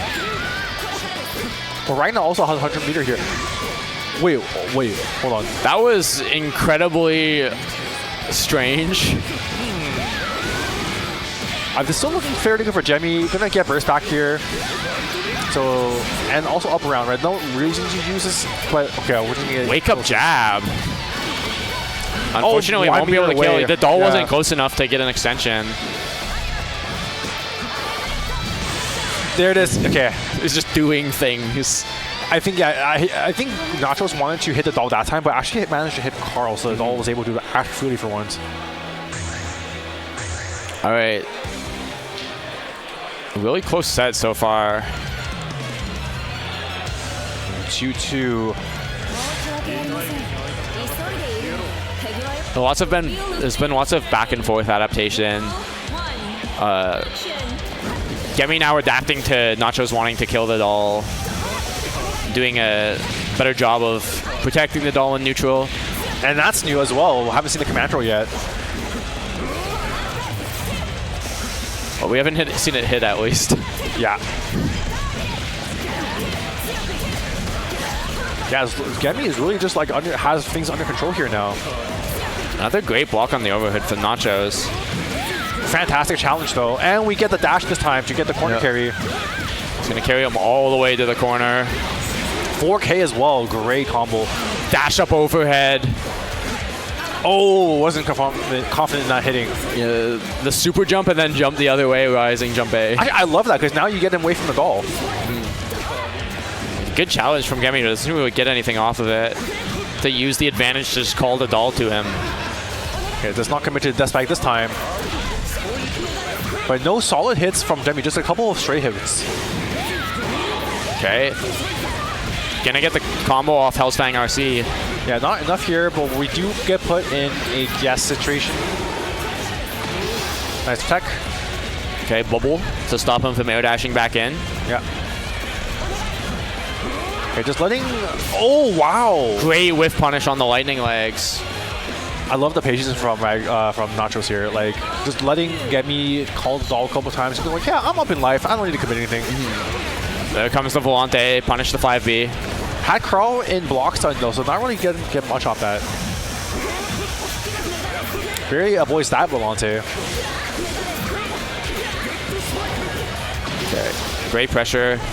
Great defense there from Gemi though. Yeah, but now the overhead does connect for once.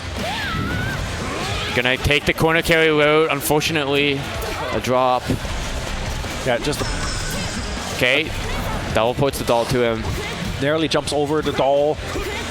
We got 50 meter to continue pressure here.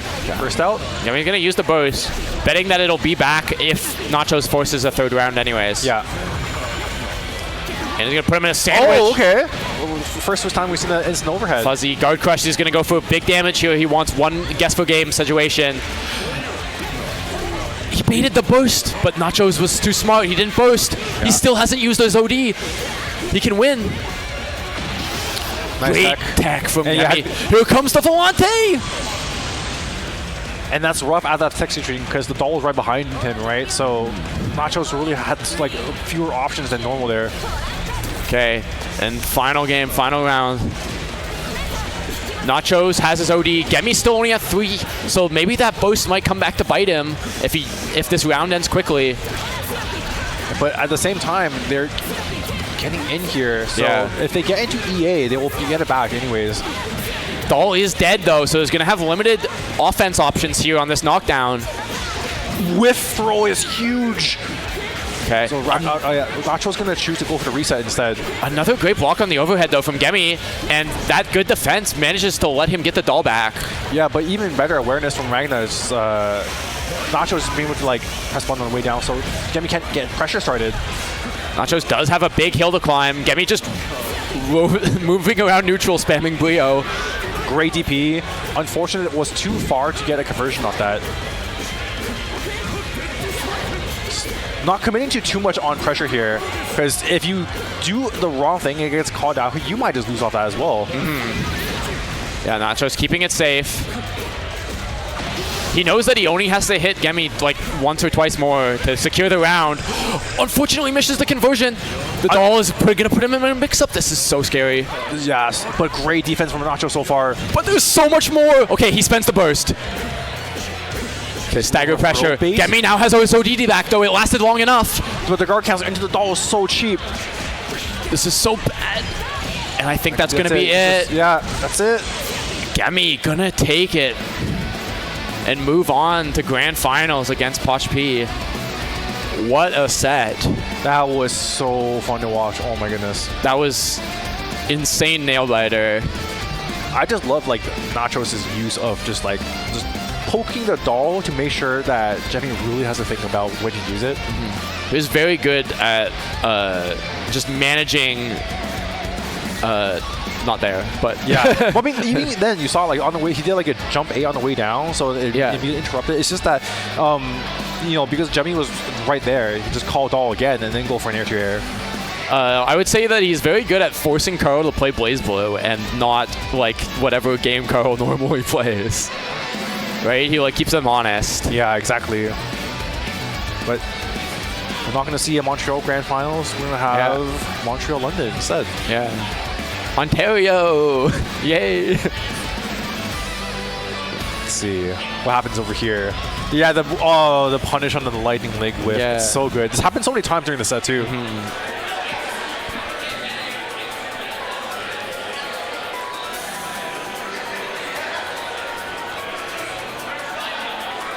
Yeah, what an incredible back and forth set.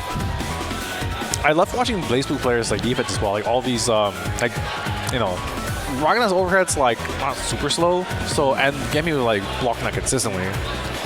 And that's like that's a really big factor in like high level play, right? Yeah, Gemi like almost had a 100% success rate on blocking both Gauntlet Hades as you saw there, and also his 6B, which like really benefited him, because like if he had gotten hit by a single one of those, like many of those rounds would have been different. Especially with Ragna being like, once he has you in the corner, like he has so many options, right? And you see as well, like you know, Nachos being aware of just all of the Gemi's defensive habits, trying to go for just like 2A, run up 2A, 2A. But then like both players constantly adapting to each other's offense throughout the whole set. Like you see Gemi, like in the beginning was more prone to using guard cancels, but then later on in the set, in the last game, which is like barely used it at all. All right, so we're gonna have grand finals here. It's gonna be Pochp versus Gemi Plus. Yeah, they're just doing button check. Button check. All right, so it's gonna be hard for Gemi because, you know, obviously has to win 2 sets to win the tournament here. Yeah.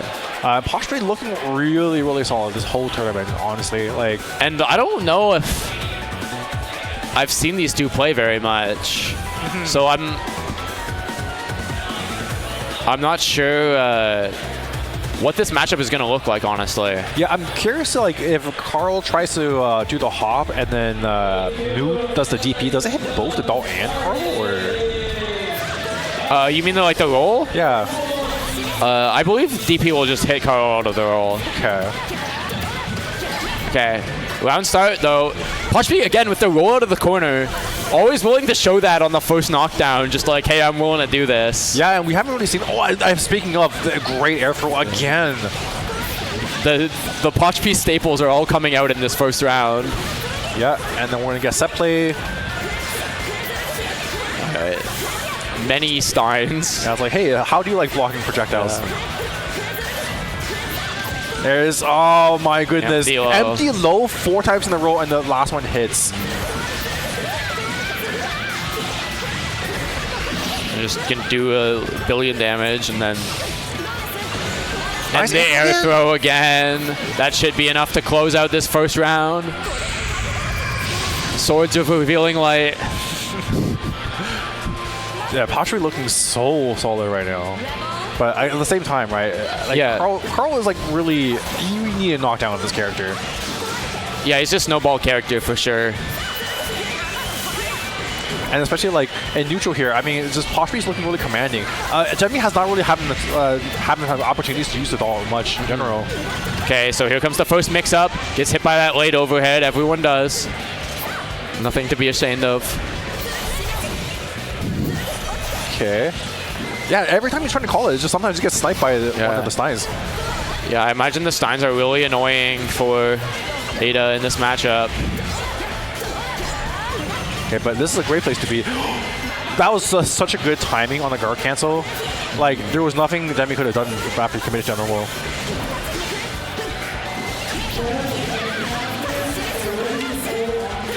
Okay, guys, basic pressure of the Steins. It sucks too, because like you're trying to block to not like get smoked, but then every time she can just like place one if you're being too defensive. And especially like over here, because it's shooting. Okay, the Steins are shooting Carl, and they just happen to hit Dalt on the way as well. Yeah, that's really unfortunate.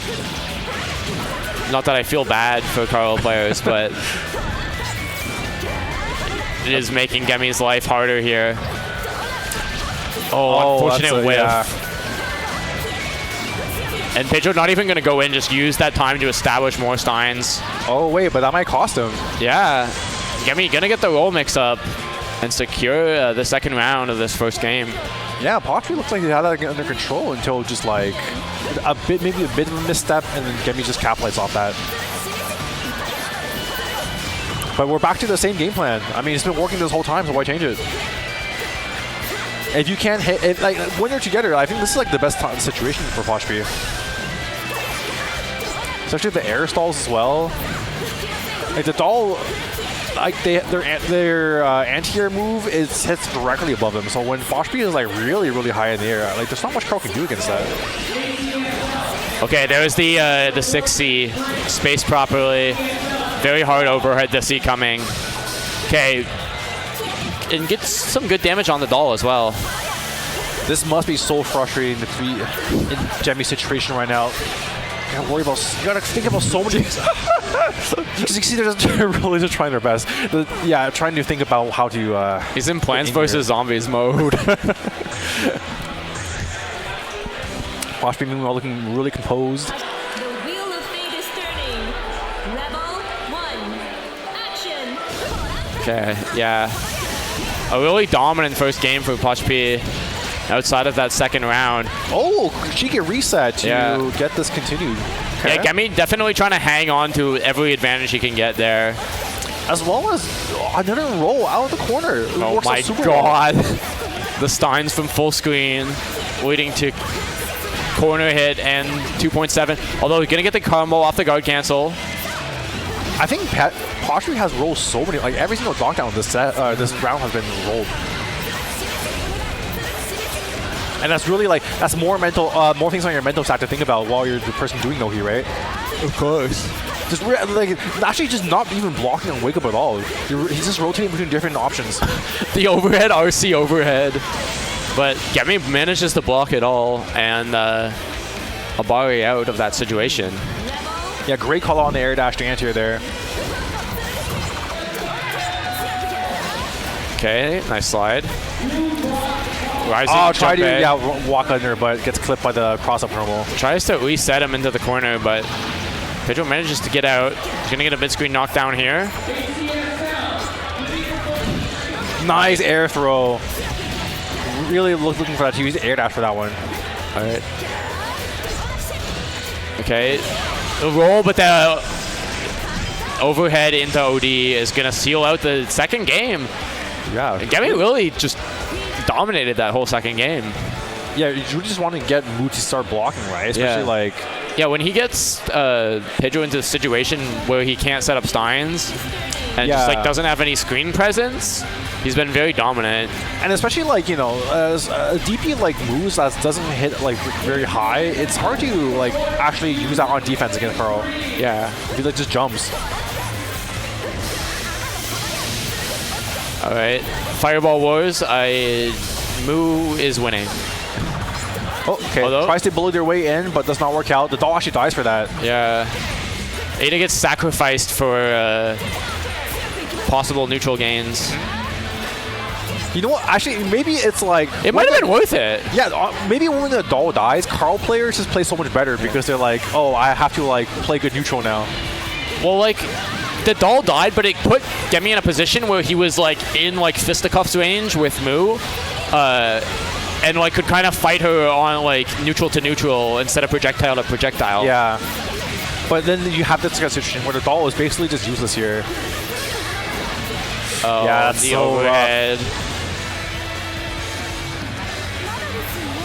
Especially like when the overhead is the first hit, you can't even guard cancel that. You don't have a DP to really use here.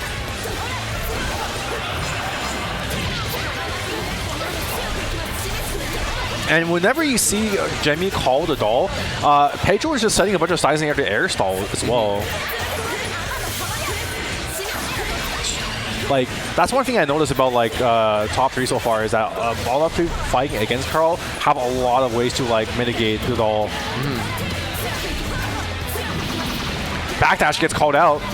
I mean, yeah, to be good at this game, you have to know how to fight Carl. Yeah.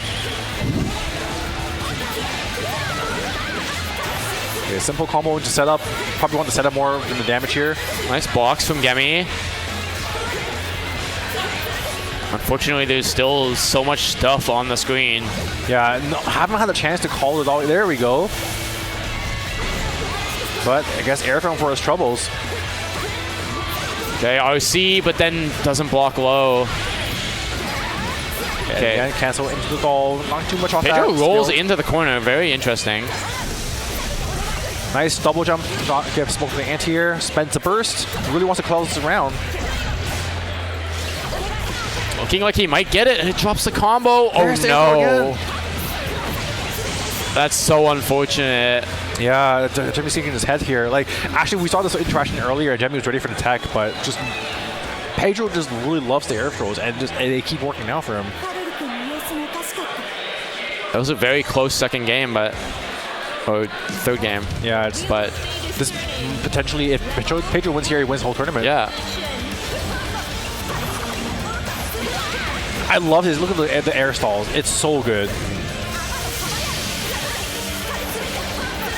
Great movement from both players. Especially here, where like Carl has not really always bully his way in, so Pedro just really he's fine with just like setting up stuff in neutral. It's backdashing. They're both just trying to be as obnoxious as possible, like setting stuff on the screen, and the other, like both of them are doing a good job of avoiding the other players like horseshit. Yeah, except it just seems like Mu has a better time doing that than Carl, right? This does so much damage. Huge damage, yeah. Spend all the Steins. Here come the lasers from above. Nice rollout. That was a great roll, actually. Oh, I was going to say, you may have to make this count, but that's honestly huge, because even if Gemi loses this round, now Pedro is going to be without a burst for so long. I mean, maybe he gets even a better opportunity. Oh, that's unfortunate. I was going to say because he has access to the 100 meter, but did not choose to spend it after the overhead. I don't even know about that burst, honestly. Maybe he just wanted the momentum, but like, that burst is going to set him pretty far back. Yeah. Because he's only going to be at 2. So like he might not get it this round. It might be somewhat into the next round before he gets it. Okay, almost gets sandwiched there, but just gets the air hit. Honestly, probably better than just actually blocking on. And now, yeah, especially when you get set all of this up. Yeah, however, burst is not going to be a factor if he just never gets hit. Speaking of, Gemi spends the burst here. Really wants to keep momentum up. Pochp just not letting that happen. Gets tagged by the raw overhead. We've seen that before. It's dangerous. So rough. Okay. How are we going to spend this meter for guard cancel? You're too Shot far. hit. Oh, there it is. And that's it. She will be your Blazblue Central Efficient Champion for Tidal Waves 2025. A very impressive showing from that nail-biter close game against Nachos. And then Gemi, another great set against Nachos. And then a great grand finals. But Pedro showing that he's still got it after all these years. He is not just a teal. Yeah. He's a really, really good, one of the best Mii players to do it. Yeah, Okay, all right. Yeah, over here, man, it's just like, you see, when that one round where Gemi actually got Pochp in the corner, like, things were hunky-dory, but that just didn't happen, like, at all this set, aside from that one time. Yeah, he was good at winning the rounds where he got a knockdown without Moo getting like 4 steins on the screen. But that was not like it, very many compared to like rounds. sets earlier, like with when Pochp was playing against Nachos and Meekis. Oh, sorry, not Meekis. I think it was just Nachos. Yeah, Nachos was using a lot of like IIDs to catch, and just being in that spacing where you know if Moo does a backdash, you can catch normal. But Carl doesn't have as great normals, right? So he doesn't really have that like threatening. Besides like the doll arm move, like there's not really a lot you can threaten Moo trying to backdash. Yeah, see, he tried it there and didn't connect. Yeah, it got hit afterwards, but still, it's just like. There's so oh, and also just like great defense from both players, right? That was like, a great, extremely clutch block on that overhead. And especially, it's a heartbreaker too when you have 100 meter because you could have RC'd that and then gotten more mix-ups. But sometimes you're just really confident in like one of your overheads hitting. But in this case, Pochp just being so clutch. All right, I'm just gonna see a couple more replays while we have our award ceremony for Blazblue here. And over here, so like, you know, Pochp stiffed out the Gemi does really like to do guard cancel in sticky situation, but then like you see the way he's doing pressure, it's like just outside that range. Yeah, Carl also not known for having a very large guard cancel, but yeah, that was the set. Very impressive play from both players, but I mean, Pochp's move is just so dominant. Like every set where he got a bunch of steins out, like it was just raps. Okay, all right. I think we're going to be signing off soon. We're going to be passing on to lovely Amit over here on the stage for the award ceremony. I believe, or we might just be going to break. I'm not sure what the schedule is. But either way, stick around. Next up, we're going to have Blazblue after this. So be excited for that. Tons of games all day for you. Yeah, and of course we'll be back again tomorrow. Same twitch.tv/downtown rumble. So all weekend we'll have tons of games for you. So stay tuned in. Yep. This has been Tony and Cam. Yep. Thanks for watching, guys. Just keep catch players around. Okay. I'm gonna let them take a photo first. We're all assembled. I don't want to make any applause ruin this. Beautiful. Okie dokie, this time for real. Please give it up for your top 8 for Blazblue Central Fiction. In 7th place, we have Bagels and Piglou.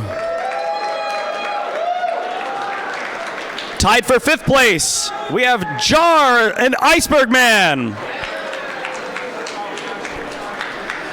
In 4th place, we have Meekis. In 3rd place, we have Burning Nachos. And my friend, got a little thing for you. See how that fits. That would be great. In 2nd place, Gemi Plus.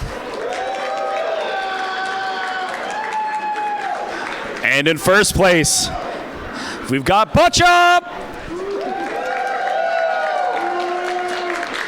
I never say that name, I just say Pedro. Thank you very much. Coming up next is Blazblue. We just got to do a little console switch. We'll see you in a few minutes.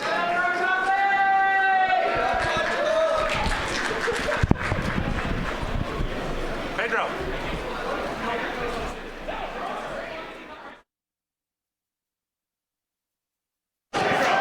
right, it's on now. Or off. This guy.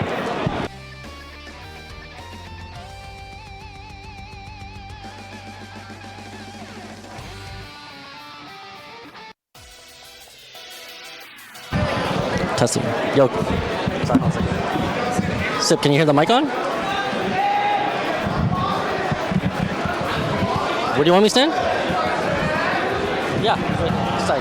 Stand right there. Sorry. Thank you so much. All right. And we're ready to go? All right.